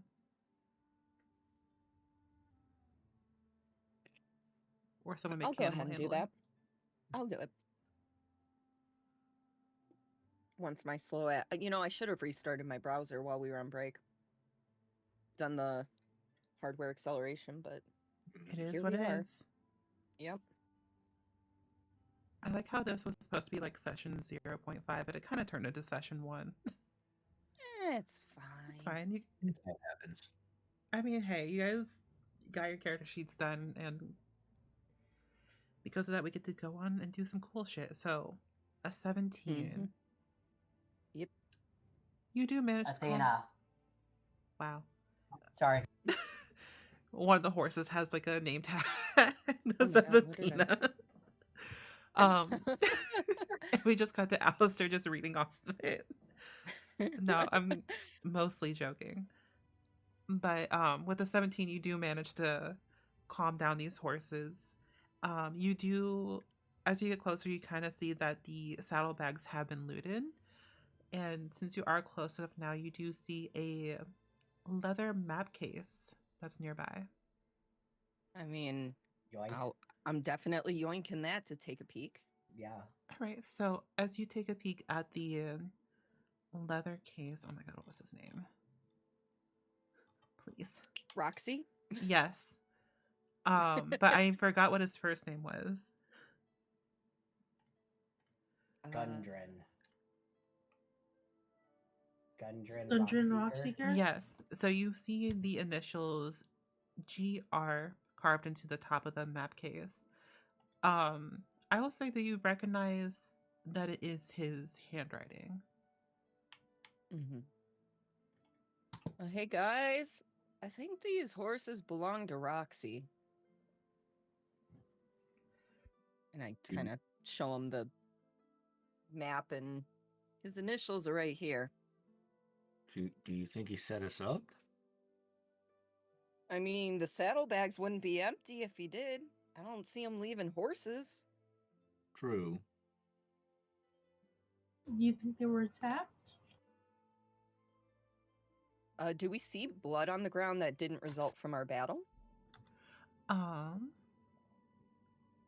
You guys do see something. You guys see something. I know that much. You got this. I'm because like I know it specifically says what you guys see, but I'm trying to find out where that is. That's always my problem when it comes to running a module. It's like, I know this is addressed, but it's not addressed in the logical place. Okay. I will say from what I remember that you guys see, you do see like a trail of like something being dragged, kind of leading towards the north. This way. Okay. I was gonna say is north, up. But Typically, that yes. 99.9% of the time it will be up. There's very rare occasions where it will not be, and I hate that. Oh, those are the best situations. Those are awful, and I hate them. While this is all going on, Thayla's gonna go back by Jane. You okay, Jane? You got hit pretty hard. Yeah, I'll live. Hopefully. Don't die on me. You need a pick me up? I'm gonna kind of wander over here.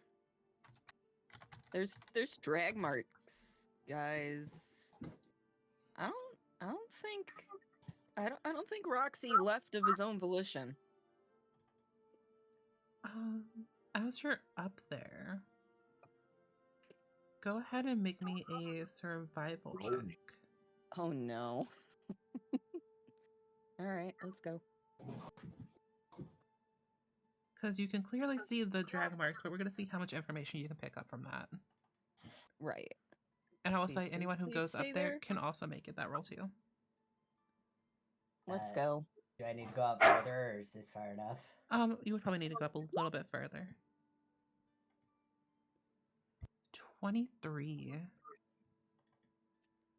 and an 18. So yeah, you both can clearly see this. It looks like there are like dozens of like little goblin footprints, and you can tell that like two human-sized bodies were kind of dragged behind. Well, they went north.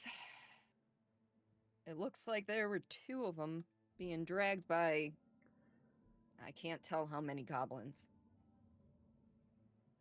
Oh no. Mm-hmm. Jane's gonna like put her face in her hands and be like, and that's our employer? That's our employer. All right. Start to head that way. We take the horses. Yeah.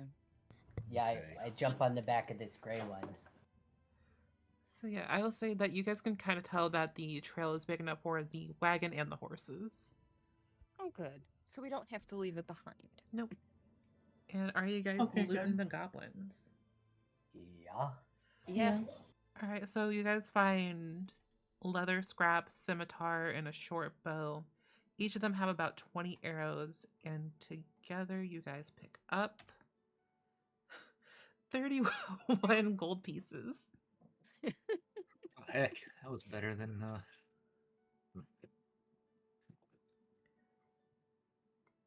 I'm also going to play around with Bastion rolls, so I'm going to give you guys a lot more gold for that. So you guys can build up your cool base.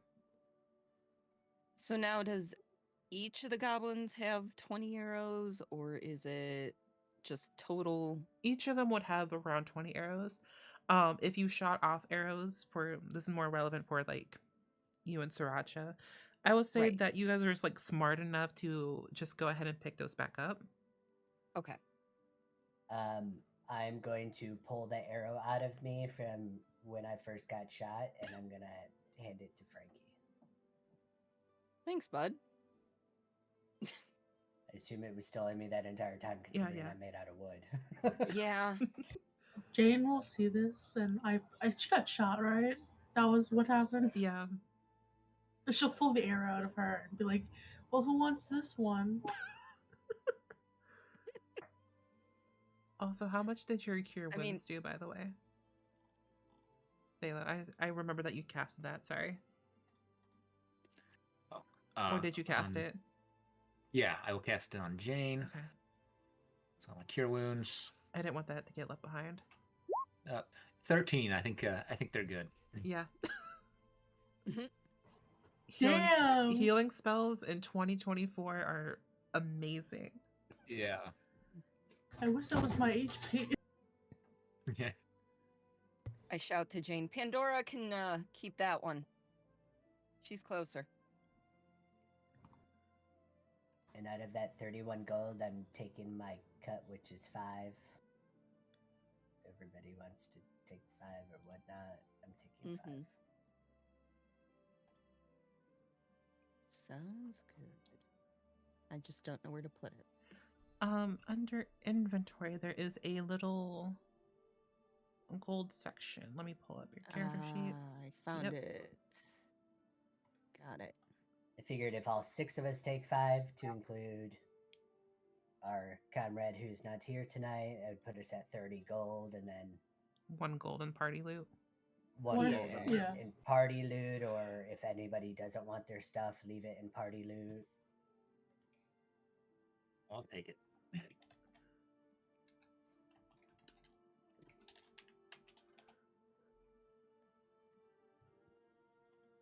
5 gold, you said? Yep. Yeah, 5 apiece.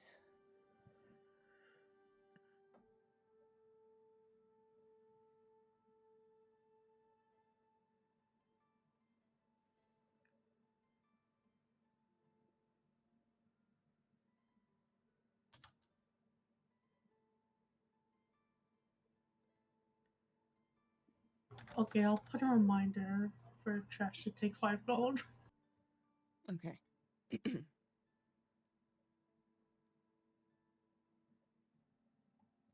I'm just gonna assume Jane's moving up via the cart. All right. I guess just be noted she's with the oxen and the cart. They will start to take the brown horse, I guess, leading it by the reins. Hell Come yeah. on, buddy. Let's go. I'm more comfortable on foot anyway. Anyone want on the cart? I'll be riding this horse. I'm good. I'm guessing Pandora might be on there. Yeah, I would. She would. Okay, you can get on the horse.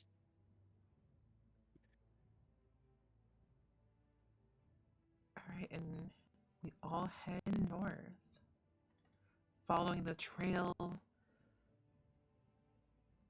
of some mysterious bodies being dragged and like multiple goblin footprints. You guys travel for a little bit. It's about 10 minutes into your travel. Who is leading the group? Taylor would have no problem with it unless Alistair wants to on his horse. Yeah, I mean, I'd probably be on horse in front of the wagon. All I right. don't know if somebody's on the other horse in front with me, or if they're behind or whatnot. If that's the case, then Thela would probably be at the back of the group. Hold on, I gotta pull up. Pull up something. All right, so go ahead and make me a perception check. Me? Yep. I'm getting my shitty rolls. Get him out of the way early. Mm-hmm. Yep. Hate to see it happen. Considering I have a +3 to perception and I got a freaking 8. Better than getting a 4 then. What can we use the inspiration? Yeah, if you wanted to. You can use How do it I at do any that? point. So you'll just mark off the inspiration from your character sheet and go ahead and roll again. Roll again. Oh God, Jesus Christ. Listen, you're just a short little dude on a big horse. I am Listen, so that's not sorry. good. So you don't see this happen. But about Meh. about 10 minutes in, you hear a loud snap. And I need to figure out how the fuck to get a horse character sheet to pull up for me. And beneath you, you see a little trap made of vines just begin to raise and surround the horse's feet. So I need both you and the riding horse, which I will do, to make a dexterity saving throw. I don't know how a horse is going to get trapped in this, but we'll say it's strong enough. Hi, Alistair. Or the horse might be okay. I'm just not breaking double digits at all. So here's what happens. The horse so the horse steps on the snare, right? And it tries to raise up, but it breaks off. But it spooks the horse enough to where it kind of oh God, I forgot what it's called because I don't know horse lore. When they get up on their back legs, they rear. They back. rear. Thank you. They rears up, and that causes Alistair to fall off. And you will take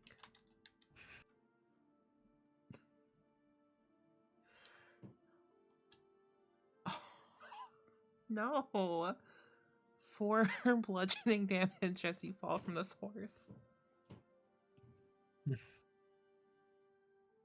Hey, Thalo, you want to help out with that? Actually, I'll reduce that by 2 because the horse rolled a natural 20. So you'll take 2 bludgeoning damage.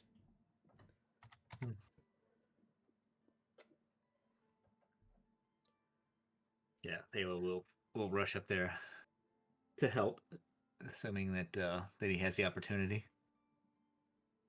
True. Yeah. Yeah, and he will cast Cure Wounds on Alistair. Both spell slots. Yeah. For 8. Now there's my HP. Nope. I did not mean to do that a second time. That's fine. There we go.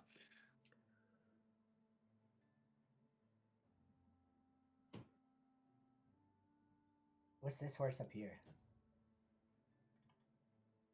Oh, ignore that. That was for the character. I mean, you know what? We might have those horses come in later. You gotta be more careful, man. It's dangerous out here.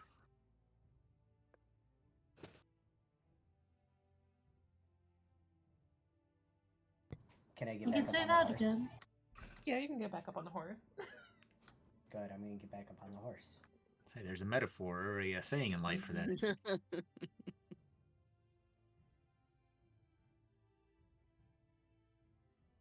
Because sometimes you just get knocked down and you get back up again. You're not ever going to keep us down. Yeah. Goblin traps will enough. never keep you down.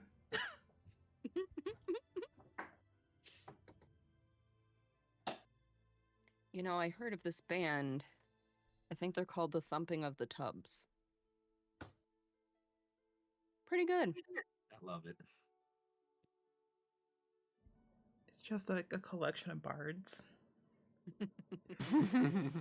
They're not very good. They just keep No. in those tubs. Uh, But do you guys keep traveling forward? Can we Yeah. check Yeah. for any more traps? Yeah. Yeah. I can. Go for it, Rogue. Are you Yep. all I'm like, I guess I can. so would you say that Jane is helping or assisting in this? Sure. Okay, you can roll with advantage. All right. What am I rolling for this? Because I'm. Perception check? or investigation, whichever one is higher for you. We are gonna go with perception because it beats it out by 1. With advantage. Rolling. Ooh. Don't like that.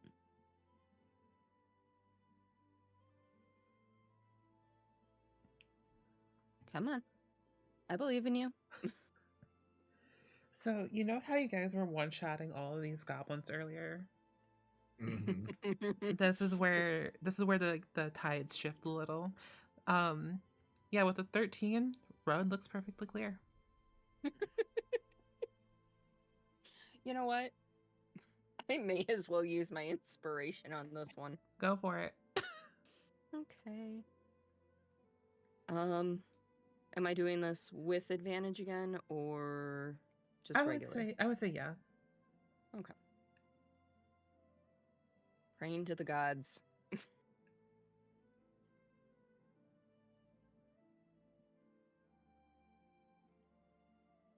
Well, not much better, but slightly.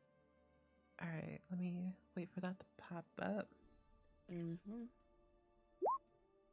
Hey, you know what you needed to hit in order to see things? 15? Yeah.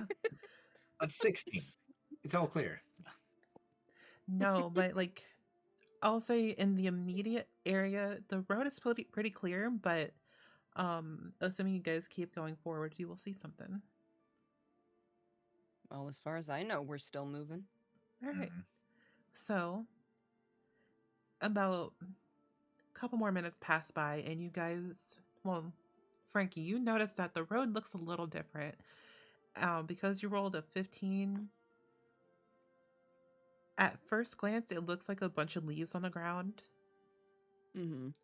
But the leaves look a little dead and it's not fall time. You can clearly Can I- tell with the 15 on. that is clearly a trap. But as to what kind, I'm not exactly sure yet. Not yet, Can I but pick up like a sizable branch or stick or something and throw it towards there? yeah. I'll just say you can just do that. Okay. Does anything happen? The leaves fall into the ground as it reveals a 6-foot wide and 10-foot deep pit. Well, that would have swallowed you whole, as I look towards Alistair.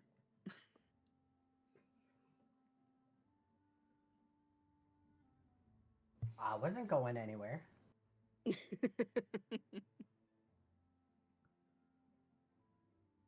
So, are we able to skirt around the Oh, yeah. hole or the traps at that point? Yeah. I would say Okay. once you see one, you kind of like tell where all the others are. Mm-hmm. Because they're goblins. With the exception of one goblin wizard that I know of, they are typically not smart. And they just kind of use like the same repeating patterns. It's like when in old animations when they would repeat the background. Mm-hmm. It's pretty much like that. They Like, copy pasted yep, everything. they copy pasted everything. How long does it take for you guys to get there? Because I will say you might be able to get a short rest if you wanted.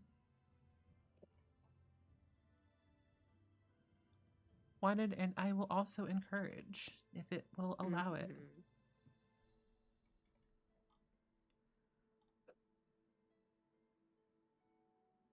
Yeah, I guess we should. If the DM is Yeah. encouraging it. Yes. Yeah. As long as the module allows for it. It doesn't actually say how long. Oh no, it does. 5. Jesus. All right, so yeah, you guys travel for a couple miles. I will say because you guys are just vibing out, and you guys have already kind of noticed the traps, you can take a short rest. And I just click that on the sheet, yeah? Yep, and you have the option to roll a hit die, which will just regain hit points for you. Okay.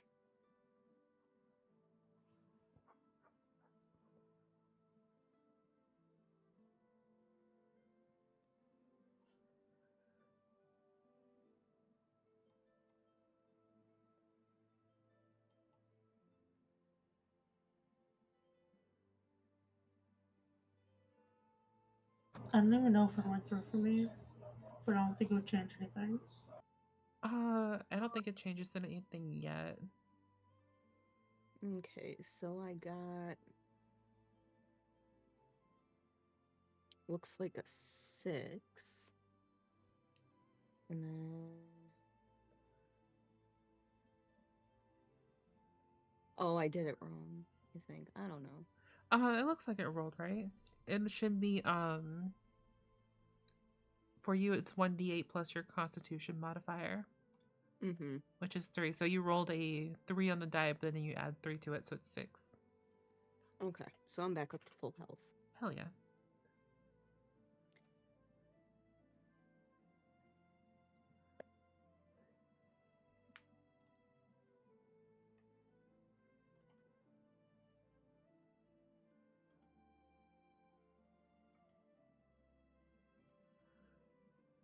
Alright, I am gonna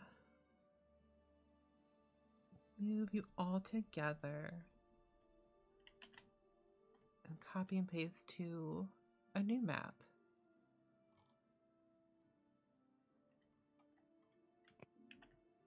So for a marching order, is Frankie in the front? At this point, with all the traps, I would say probably. Unless somebody objects. Not without meta knowledge, no. Okay. My perception's really good, but I'm not going to play that.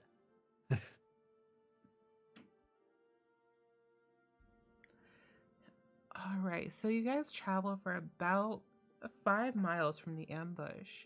You guys notice that a shallow stream flows into the mouth of a cave, which is screened by a dense briar thickets. A narrow dry path leads into the cave on the right-hand side of the stream. And look at that.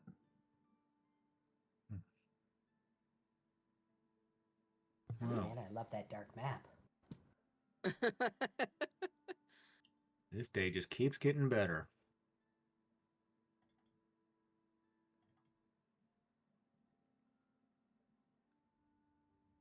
Well, he's gonna. I'm walk gonna... the river. Is it okay? Oh, sorry, Crypt. No, go ahead. I was gonna say, is it okay if I sneak up towards the mouth of the cave to see if I hear and or see anything? Yep, I will say it's getting pretty dark out, so those who do not have dark vision might need to figure out some form of lighting situation.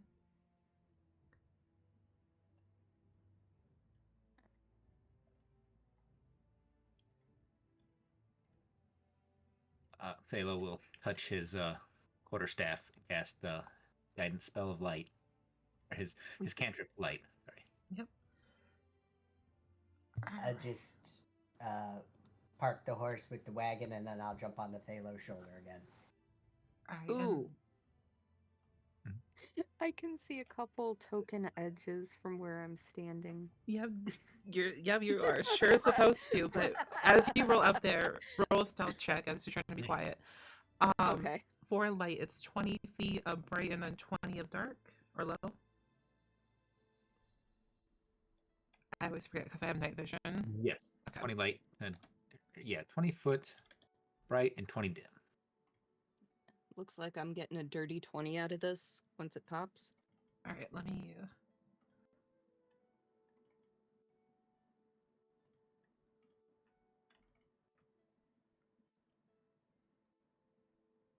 You know what? These goblins are way too distracted, anyways.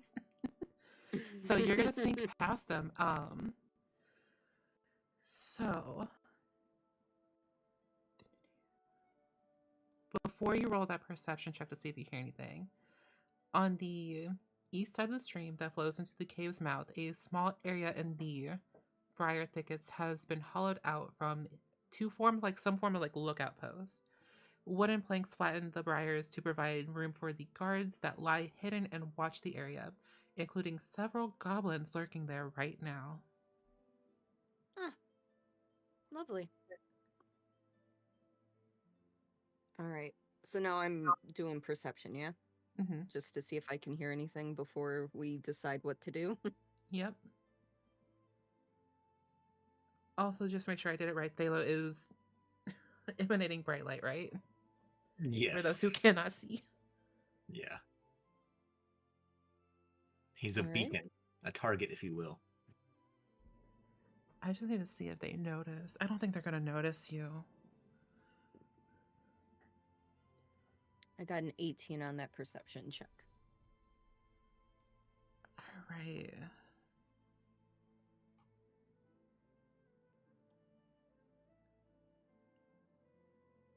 Yeah, there's his radiuses of light. If you can see those. Oh, I can. But I don't know if everybody else can. Cannot. Okay, that's fine. Should be able to see with dynamic lighting anyways. So perception, you do hear the sound of like whispers coming in from the cave itself. And with an 18, I'll say you hear like faint growling. But it sounds pretty distant. Would I recognize what type of growling it is? You would probably be able to tell it's from like either like a wolf or some form of dog. Okay. So not like a bear or a big cat, No. probably then. Okay. Not that that makes it less dangerous, just...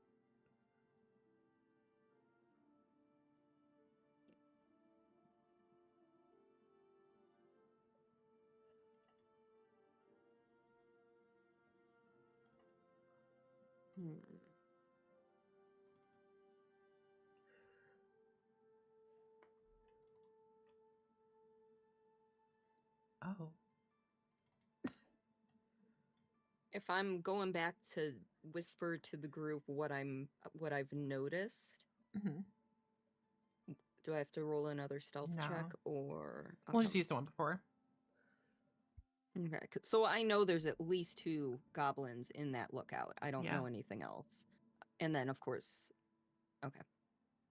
Hey guys. Yeah. Hey. There's a goblin lookout thingy right around the corner here.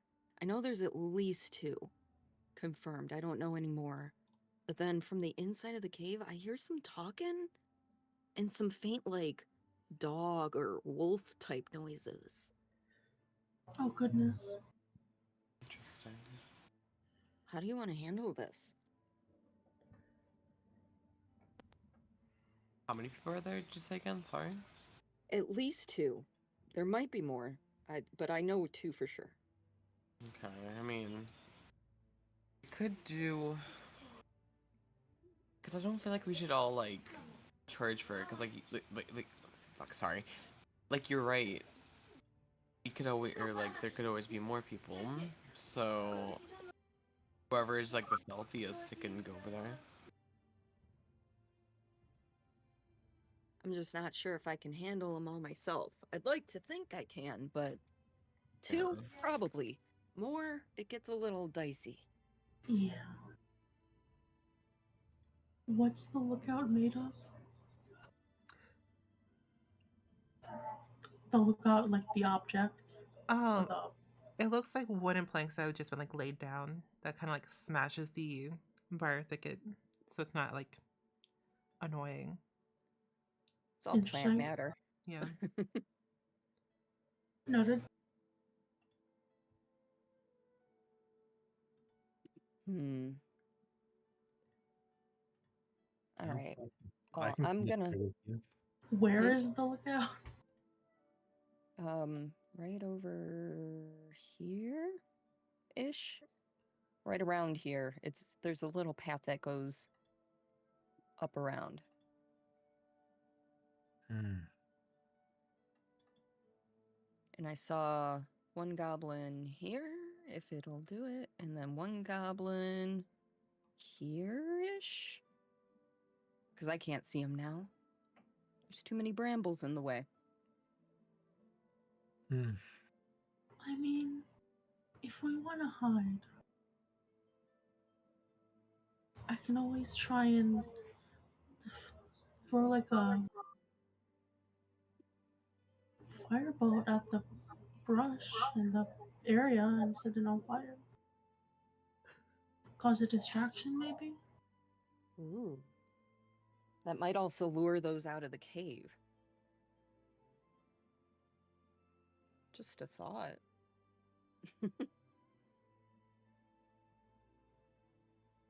Do we still have the carriage with us? Yeah, I think so. We probably need to hide it.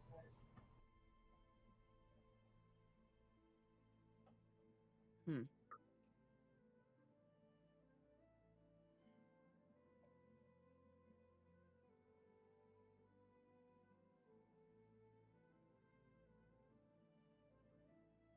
Out of curiosity, is there anything in the area we could like hide behind with all of our stuff? You guys can probably go back a little bit and then like hide in like behind a tree or something like that. Okay. But yeah, there's definitely like space to hide your belongings nearby.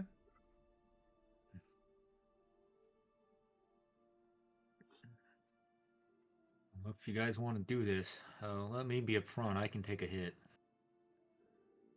I Okay. didn't get hit last time. It's my turn. I mean, I could also be up front, considering that's my job. You be ready to counter when they come at us. Okay, because I'm still on your shoulder, so that works. Yeah, there you go. Oh wait, I have actually a really good idea. No, you don't. Oh Because- no. No. Shh. What if Alistair hides in Thalos or Thalos's like hood or whatever, and then Frankie and Thalo can all go together, and then if they need help, me and Jane can go and help.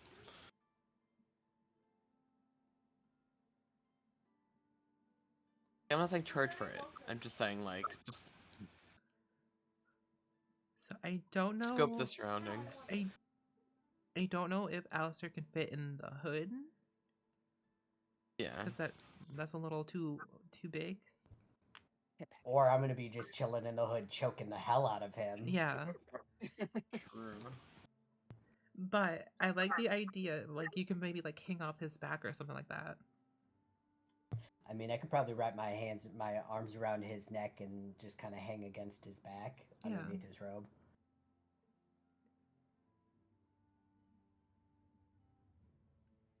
Whatever, down to try So it. what are we thinking about doing right now? My apologies. My brother finally got out of the bathroom. So we are still discussing how we want to deal with the goblins. Mm-hmm. We're either gonna set them on fire or three guys are gonna charge it. I say Why charge not him. both? Why not both? I mean, set the scout tower or whatever, observation tower on fire. And then we take out the ground units. I think if we're going to set them on fire, as far as we're aware, this area right here, for those of you who can see, is like the only way we know of that they can exit. So like if somebody or a couple of us want to kind of hang out there to grab them or, attack them as they're freaking the fuck out because everything's on fire. That might work too. But Okay. if they are keeping GR, Roxy in there hostage and we set it on fire, we might inadvertently kill him. Oh, shit, true. True, but I feel as though they're probably keeping him in the cave where there's less likely the chance of somebody just stumbling upon them. All right, let's go. Plus, I heard, those doggy dog noises probably helping to guard him, if I had to guess. So am I setting something on fire, or? I'm gonna go ahead and... Yes, and then we're intercepting them as they run out of the mouth of the cave, right? Yeah, we can intercept them as they're coming out of the fiery fire area or coming out of the cave. So either way, it's kind of a bottleneck. Everyone move to position. Okay.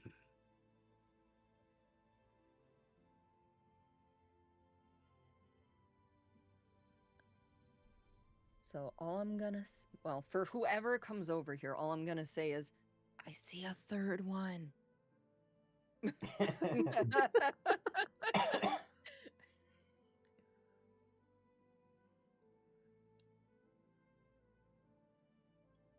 I don't know why I'm measuring as if firebolt isn't like 120 feet range. Right.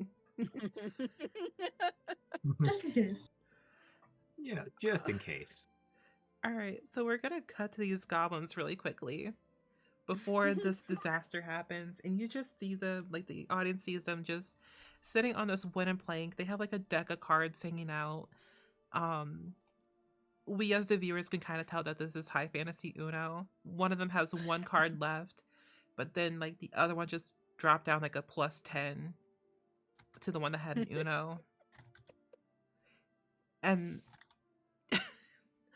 the one goblin who had to draw 10 after just almost winning the game just slaps the other goblin. And it's at that point the fire comes in.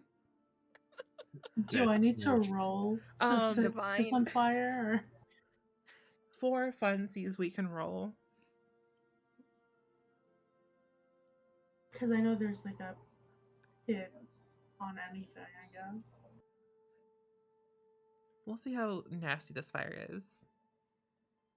It says you hurl a mote of fire at a creature or object within range. And I make a ranged spell attack against it. Mm-hmm. On a hit, it takes 1d10 fire damage, and a flammable object hit by this spell starts burning if it isn't being worn or carried. So pretty much just don't roll a natural 1, and you'll be good. Hell yeah. Well... You had to put that out into the universe. Wait, what'd you roll? All right, yeah, you're good. Okay. Do I need to roll damage for this? We'll see. Just roll damage to see how fast this is going to burn. It's 1d10, right? For damage. Let it burn.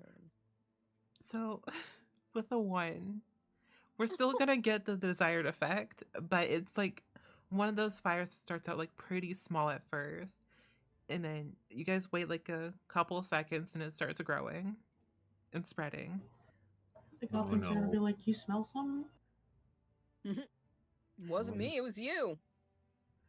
And it's at that point, as the fire starts spreading, one of the goblins is gonna like just let out this shriek, kind of run over here, scream again as we see a giant orc run back. If you wanted to, I was gonna say, can I try to attack him, like lash at him or something when he comes out? That way he doesn't run back in. Mm-hmm. If he runs back in, that's an opportunity to attack. He's leaving you. Yeah. I mean, true. So yeah, you can get one as he runs back to the group. Okay. Let's see. Is that bonus action? No. It would be a reaction. Okay, so how do I technically. work this? So basically, you'll just make like a normal weapon attack. Okay. Well, I mean, I'm gonna try and dagger him because if I can lock one of my daggers into him, I can kind of pull him towards me. I would assume because he's probably light enough. Let's be honest. If I roll good enough. All right. Let me roll. Where are you? There you are. Fingers crossed here. Okay. I think I'm good. I think I'm good. I'm good. I think I'm good. I think I'm good. Yeah, 21 will hit. Yeah. All right. Now, do I like roll this with advantage, or or is it just an attack? Period? It's I just don't an know. attack period, I would say. Okay. I think technically this would be a surprise attack, but Eh. if you want to roll again, see if you get a natural 20, go for it. Yeah, that's okay.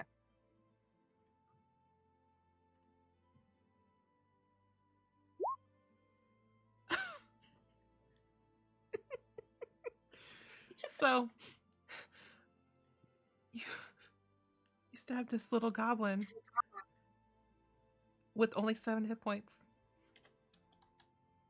You rolled an 8. No. Poor little dude. Child I didn't mean killer. to hit him that hard. Okay. Well, How do you do it? I see him run out. He sees me.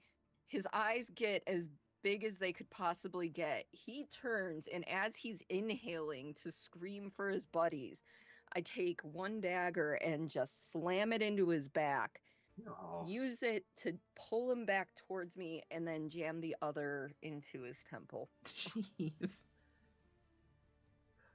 Yeah, alright. One word for this group: therapy. Yeah.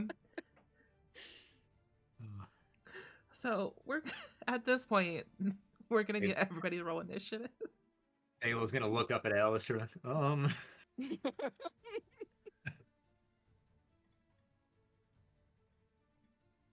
God damn it, 7. Oof. Yay with my no double digits again. Ooh. That's rough. We're always right there together, though.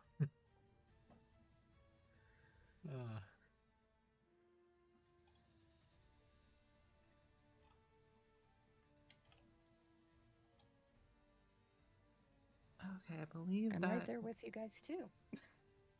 Oh, you were on there twice. My bad. Sammy, what is your initiative modifier? +3. So you will go first.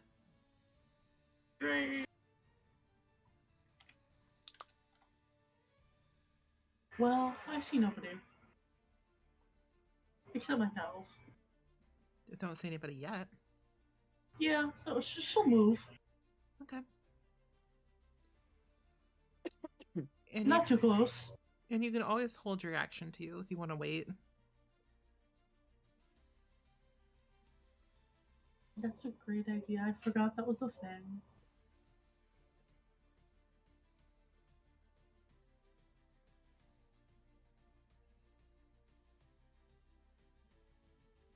Yeah, can she hold her action to frostbite any enemy that comes out of the cave? The cave or the hideout? Oh, I meant the hideout. Okay. My apologies. Cool. Alright.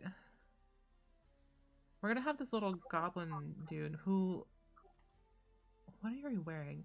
So at this angle, you can tell that this guy, as he approaches, he's wearing like chainmail. Like a chainmail shirt. Oh shit. I'm gonna put you on a GM later. So it's just for ease of me being able to move tokens around. And he's gonna run up towards you, Frankie. Uh-huh. Oh, that's fun. Oh no. That's really fun.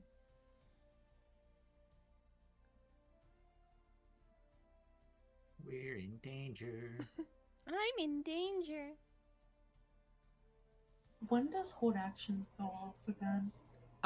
Can you see that boss one that just rolled up? Yes. All right, so you can go ahead and use frostbite now before he makes his attack. So it's a con. It's the save. con. 19. Whoa.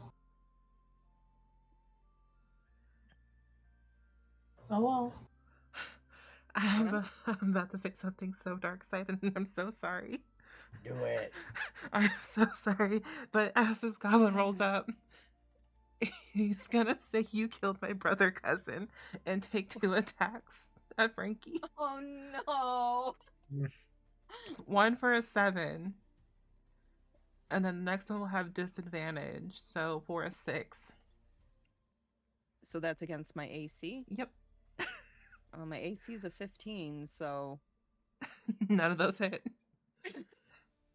And he's so gonna he's all bark and no bite. yeah. He's gonna turn to the other goblin who's like kind of like still down there and shout,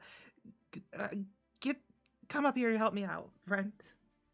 So I'm gonna make an intelligence check to see if this goblin's smart enough to maneuver. The answer is no. I rolled a 5. So we're gonna try to move through the burning bush. So 10, 20, and just end up in this river. Seeing what we can see, we're gonna take a short bow attack at Pandora for a 12 to hit.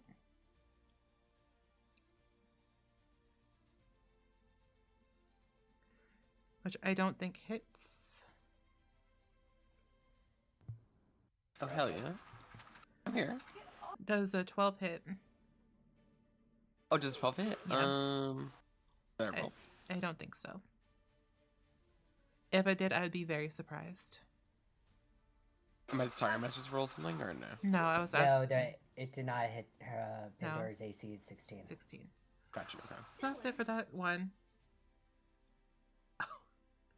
All right, so since Frankie and Thalo, you both rolled a 9, do you want to go based off dexterity, or do you guys want to choose who goes first? Frankie, go.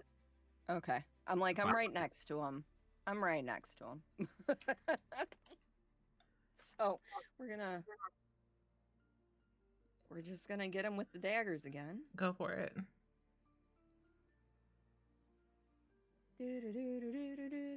Well, not again, because I didn't really do anything to him in the first place, but ooh, that's rough.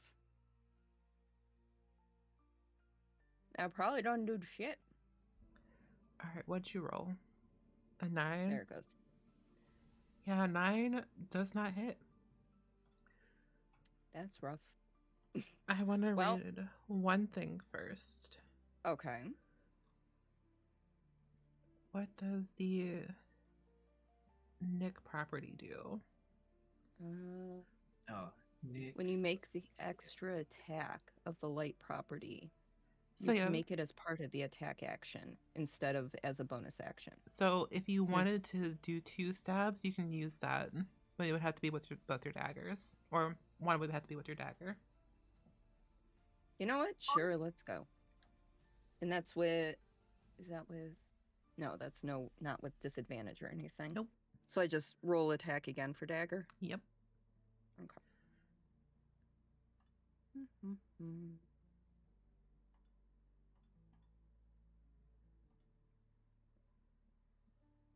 Much better. Much better. I like this one.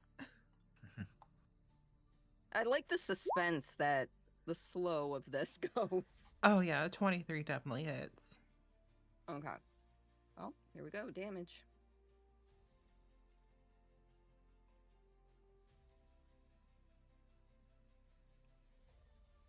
Eh.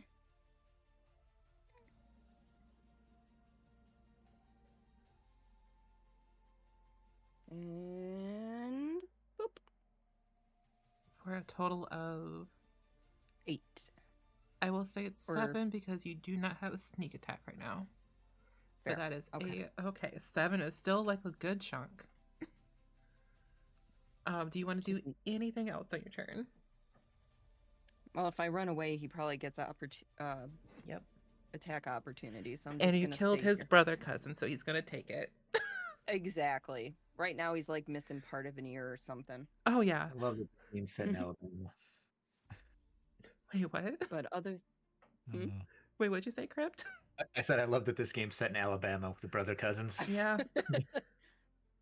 don't forget the It's a great sister they filmed wives. Deliverance. I mean, I did say that there were weird goblins. I You mean, did. Yeah. I was hoping for bad magic, but this might be inbreeding. Why not? Anyway, yes, I am done. All right. Thalo, it's now your turn. Was the one up here with Frankie? Is that the one with the chainmail? Yeah.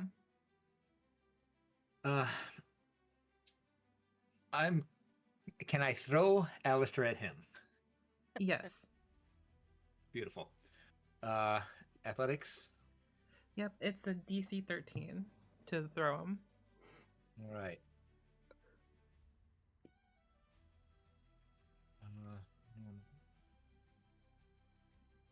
13. Yeah. Whoop whoop. All right. So, and then was that? Does that count as my action? No, that's. I would say if anything, that's gonna be a bonus action. Okay. It'll work. Then Or if I'm we want to going- get real crazy with it, we can say that's an object interaction. But I don't. I leave You're that not up. wrong. I leave that up to you guys.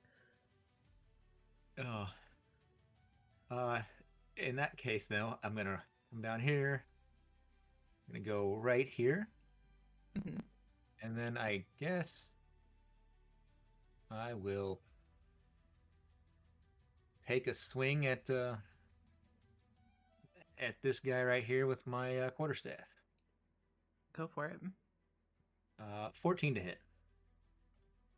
The AC is 15. That's fine. That will be my turn then after launching Mr. Puppet. Who did I get thrown at? The one with the Which chainmail. This one. The brother Okay. cousin. Yeah. So I'm assuming I'm not just like curled up into a ball being thrown to like bludgeoning damage and then I get to attack. I'm assuming that is counting as my attack.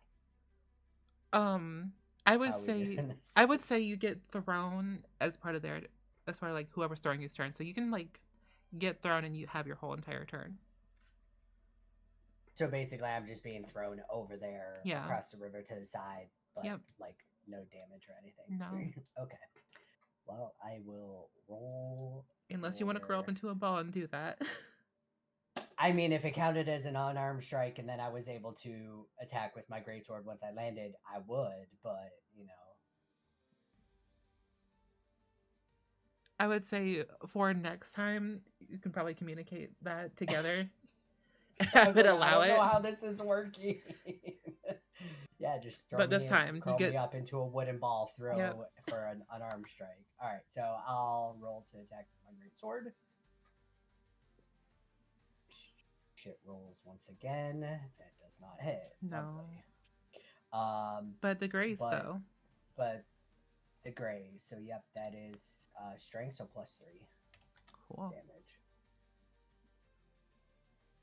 All right. Anything else you would like to do on your turn?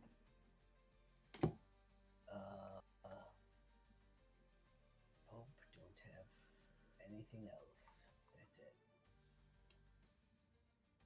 All right. Pandora, it's your turn. Alrighty. So, I'll walk up to this person. Okay. I can do that, right? The diagonal walk, or should I do? You can, but if you move one square down, you'll have advantage. Okay, so one square down. So Like if you that? go- no, if you go like right there. Thank you. And then you can use your 3. 3 short sword. All right. Damn, I thought it was 11 or 17. You will get advantage, so you can reroll again. 'Cause it looks like you Thank only you. rolled that once. A 25. So that will hit. Hmm. Go ahead and roll that damage. Let's see how badly you fuck this loser up.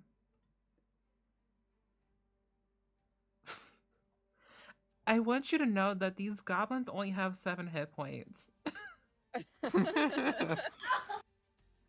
Hey, if you're gonna kill him, you might as well make sure you really kill him. You know, you guys are one-shotting these goblins. I don't think Wizards of the Coast plan on people like having like full-on 20s at level 1 in maxed abilities. But that's all right. How do you do this? How do you obliterate this goblin? You know what? Because it's Pandora, she just does the same thing where she just cuts off the goblin's head, throws it up in victory. As you do that for the, I guess, second time now, you Oh wait, will... actually, I changed my mind. Okay. Can she kick? She kick? I'm sorry. She'll do the same thing, but she kicks the goblin's head like a Got it. football, like she punts it. Which direction are you throwing it in? I was gonna say directly towards Jade, but that's terrible. No. No, let's do it. Do it to the bush. All right. Mm-hmm. I will say, Pandora, you feel like a weird sense of approval surrounding you. Got you. Would you have a holy symbol on you by any chance? Holy symbol? Mm-hmm. I know it's not technically on your character sheet, but based on like kind of what we talked about for your background, would that be something that you would have? Sure. Yeah. Get it All right. together. So the spider holy symbol feels a little bit warmer as you do that. Mm-hmm. That's all. Is there anything else you want to do on your turn? Nope, that's all. Okay. Jane, it is now your turn.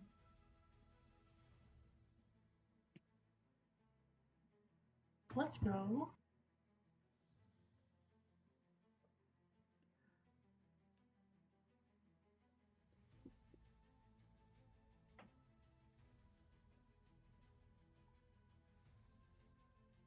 Jane says, "Let's go," and then just turns and walks away from the party.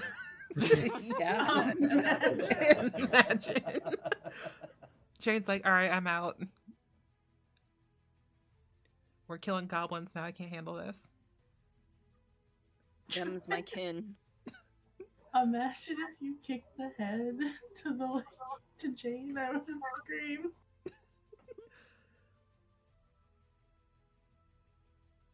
She'll do. Can she do frostbite on the remaining one? Yeah. I rolled a 6. Why? Why am I rolling 16s? Oh. Jane's just a girl failure. Oh.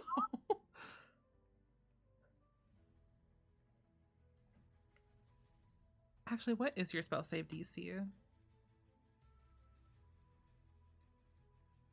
For Jane. Quick question, Marie. Can you check that? It's Save DC? under spells. It's like the top one where you have like modifier, spell attack, and spell save DC. My save DC is 13. Okay, never mind. I was gonna suggest something that sorcerers can do at level 1, but it wouldn't have mattered anyways. Because you have a cool ability called innate sorcery, which can increase your spell save DC by 1, but that would not have mattered. I forgot I even had that, so thank you. You're welcome. I'm also playing a sorcerer, and I think it's a fucking cool ability to have. Yes. All right, but anything else you'd like to do on your turn?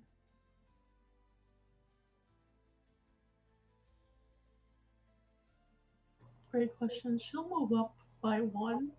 Okay. Just in case. All right. For the goblin boss's turn,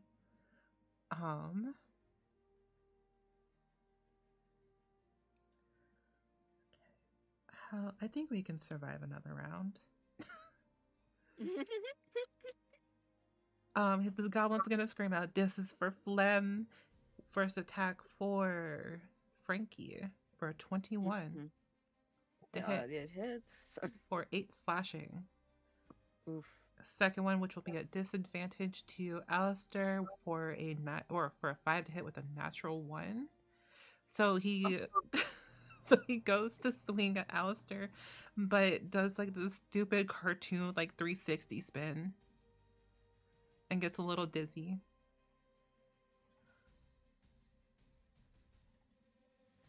Full sound effects that go. Yep, literally. Speaking of Frankie, it's now your turn. That little fucker. I know. Fuck him up. Yep, dagger's going. It's rolling, is what I mean. I just imagine that this is like the cool cinematic where we go in like slow motion. Oh no, it's not. It is not. Oh. It's not a 1 though, so we're good. But like, it is not. A 9 will miss. Yeah. Do you want to try again? Yeah, we're gonna try again. I think I got a 3 last time too. Like, oh, that was close. It was almost a 2. It was not. Ooh. An 18 does hit. You pass its AC by 1. Oh my god, it had a 17? Yeah. It's wearing heavy Oh. armor. Oh, that's true. You did say chain. If you one-shot this goblin, well, two-shot this goblin. There's that. Sneak attack. Let me double check that because it's with someone's within 5 feet, right? Yeah, I believe. Cool. Yeah, well, it doesn't actually tell me the range on a sneak attack, so. There's usually conditions, so like, it's okay, usually so whenever if you it's have with- advantage or you don't need advantage on the attack if at least one of your allies is within 5 feet. Okay. So you just, yeah, so that counts. So 9 points of damage. Still hanging on. Oh my god, this motherfucker. Barely. He's hurting. He is bleeding. He's barely standing up, but Thalo, it's your turn. Would I be able to move here? Yeah, the brambles are considered difficult terrain, though. Okay. But yeah, you can move there. Yeah, I'll move in there to join the party. The goblin He's putting all out a yours. party. He's all yours, bub. Yay. And then, yeah, I'll take a swing with my staff, my glowing staff. Go for it. An 18. I don't think you need to roll for damage, but go ahead anyways.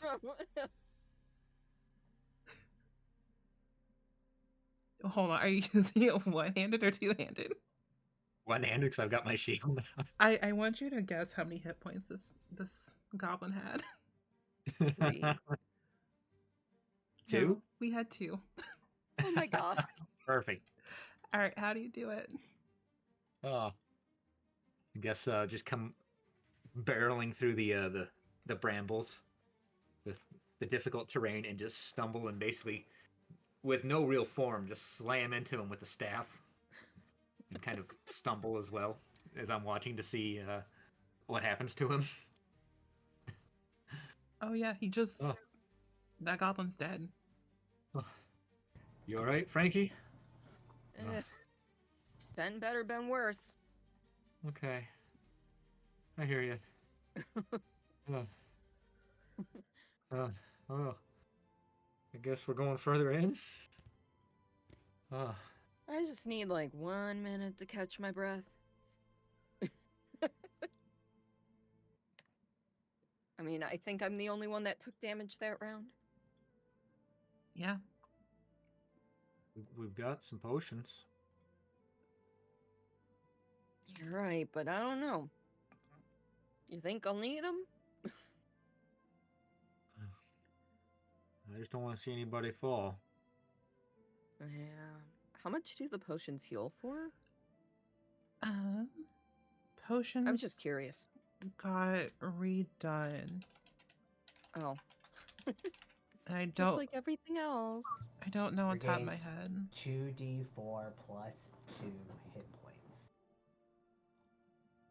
Yeah. Up to But 10 hit points. if we, why are we only showing old stuff? I need new stuff. Thank you. Because I'm trying to see. Because I think what changed about it was the action that it takes. Okay, so it's now, yeah, so now it's a bonus action, but what I like to do, because sometimes it sucks rolling 2 1s. Mm-hmm. So in combat, and like this is more for a combat situation, if you wanted to replace your action instead of a bonus action to drink a potion, you can get max. Nice. I like that house rule. Because it's really dumb. But if you want to use it as a bonus action, you can roll for it. I just kind of envision it like you're carefully drinking it versus like you're trying to chug it really quickly, and some just kind of like dribbles out. Yeah, I'll do the careful drinking on this one. If that's a possibility. Yeah, that's fine. Okay. I mean, we're not in combat right now, so. Oh, that's true. You should We get are not. full. As far as we know, effect. we're not in combat anymore. As you listen and you don't hear any signs of alarm coming out. Okay. We did that pretty quiet. You wanna... Even with the guy screaming about his brother cousin. I imagine really... the others are just like, he does that all the time. I really hate... Yeah.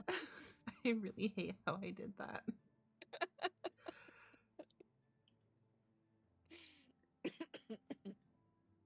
But yeah, you can go ahead. What would that be? Like 10 hit points? I just need 8 to get back up full. So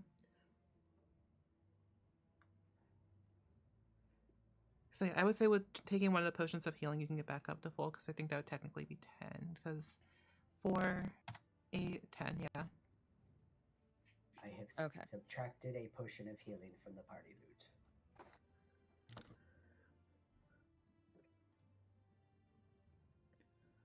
And I don't want to get too far into this little dungeon area, because this was supposed to be a session 0. It ended up being more session 1. And we're also at like the 3-hour mark, so a little early, but it's also like a good place to kind of stop for now, because I don't want to get too far without trash. But before we do end, is there anything you guys want to do outside of the cave?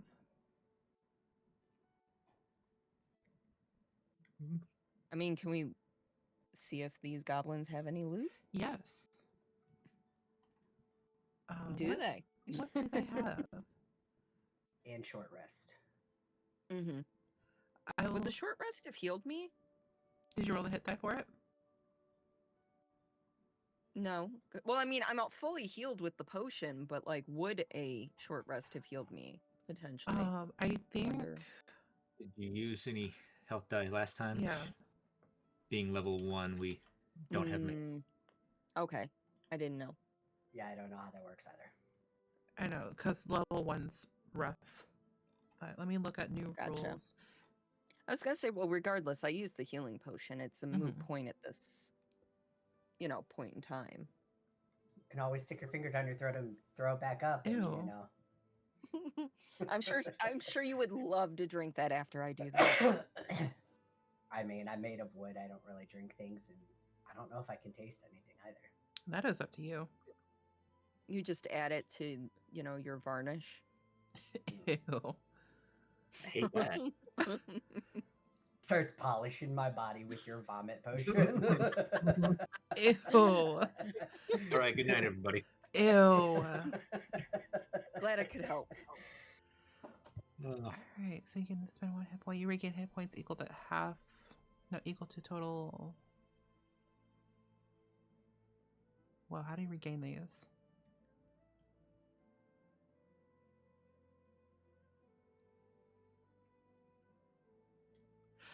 Oh, okay. So I think they come back after a long rest now instead of half. But if you spent a hit die, you would not be able to get it to a long rest at level 1.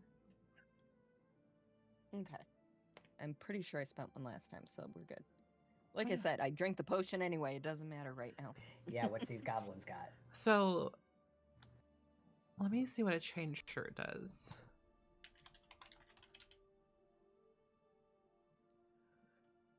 That is not what I wanted. What are you looking for? Oh, I was looking for a chain shirt. I just want to see what it's considered. Okay. I say I've got one, so yeah, if you got it. I got it. So the one goblin boss, it's probably big enough for Alistair to wear if you wanted to wear it. It's considered medium armor. It'll be 13 plus your dex modifier for a max of 2.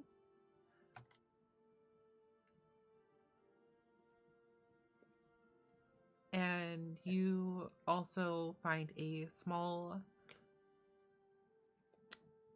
How many guys? A small little coin pouch full of 16 silver pieces. And there's, what, 6 of us? I think so. You know, I can just count on the overlay. 1, 2, 3, 4, 5, 6. So we each take 2 silver and put the additional 4 into the party loot? If that seems fair to everybody on the silver front. Yeah, I mean, or if you don't want to take money, it just contribute it to the party loot. Yeah. Okay, that's fair too. I will not take silver. Okay, bougie. I don't mind. Below you. Yeah. God, that's I'm taking mine just because I don't have much. that was such So a Serena answer too, by the way. How much silver is in the party loot? I'll let mine go to party loot as well. Yeah, mine can go to party loot. All right, so that's Like the take a 3 penny, of give a us. penny. I'm the only one taking silver. It's fine. Unless Pandora wants silver coins. Yeah, sure. All right, so It was 16 in total. yeah, so 8 I think will go into the party.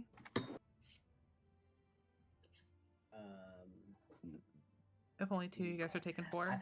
I love that you give No, like we're these taking- odd numbers that aren't divisible by 6, which is our party. That is like, how what are you gonna- okay, that's what I rolled, and that's what the module said for the silver. There were Um, 16 gold. I took 2. Oh, you're taking 2, never mind. Yeah, I thought you were taking it's 4.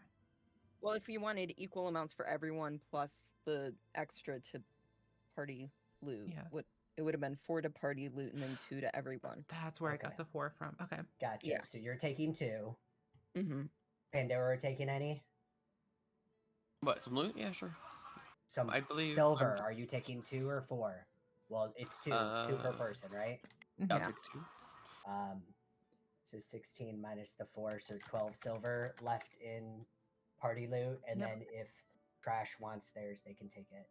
I'm gonna leave that chain shirt in party loot so we can sell it for some extra money because I Hell don't yeah. need it. Yeah, it's not my type of armor. Which, so everybody knows, by the way, I'm updating like party loot shit whenever stuff gets looted. So Okay. Cool. But that was unofficially episode 1. and we're short Woo! resting. Woo. Hell We yeah. didn't die. Didn't die. But you guys I did one didn't shot die. a bunch of goblins. And they almost Sad two-shotted face. all of us.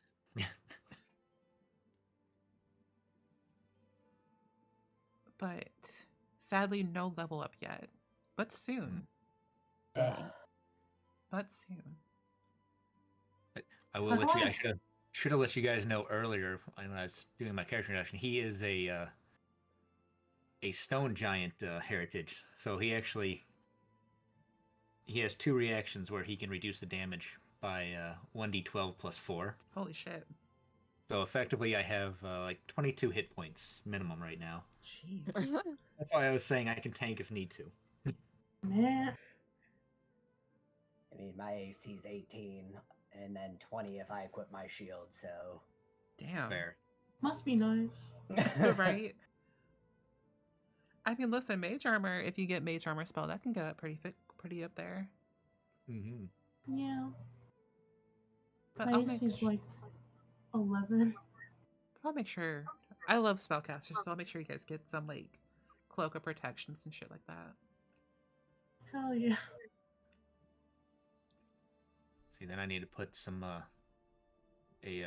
shield of faith on you, Alistair, and get you up to 22. There you go. And then we put the fucking cloak of protection on you on top of that. Heck yeah. Level 1, we got you at how much? No. And then at some point you'll probably get like a +1 shield. Mm-hmm. I mean, no. Never. No, not at level 1. That's crazy.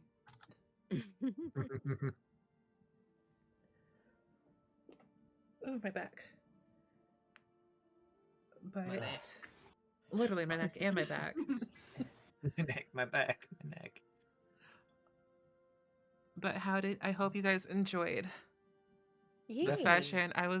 I'm really bad at intros, and I will have a script written out for next time. No worries. But This this is really fun. dungeon is gonna be crazy.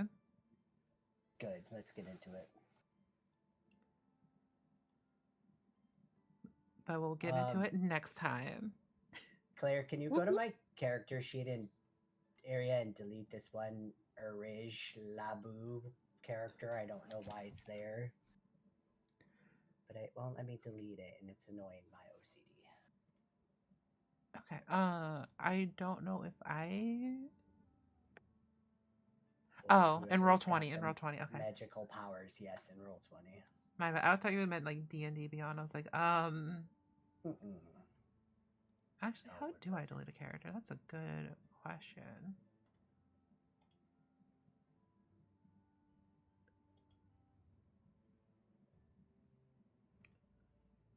Okay. Yay! Thank you. Yep.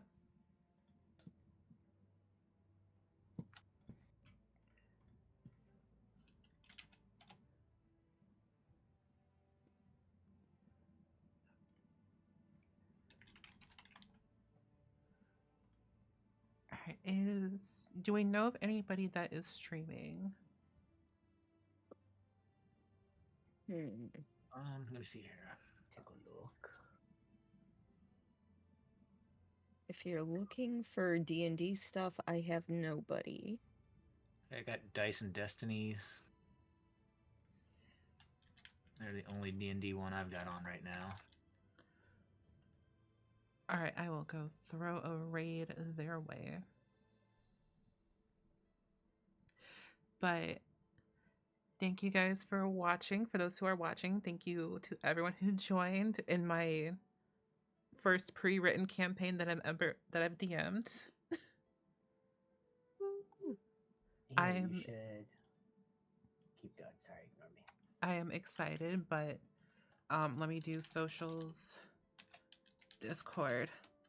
I don't know what else I got. That's all I got. Beautiful. Yep.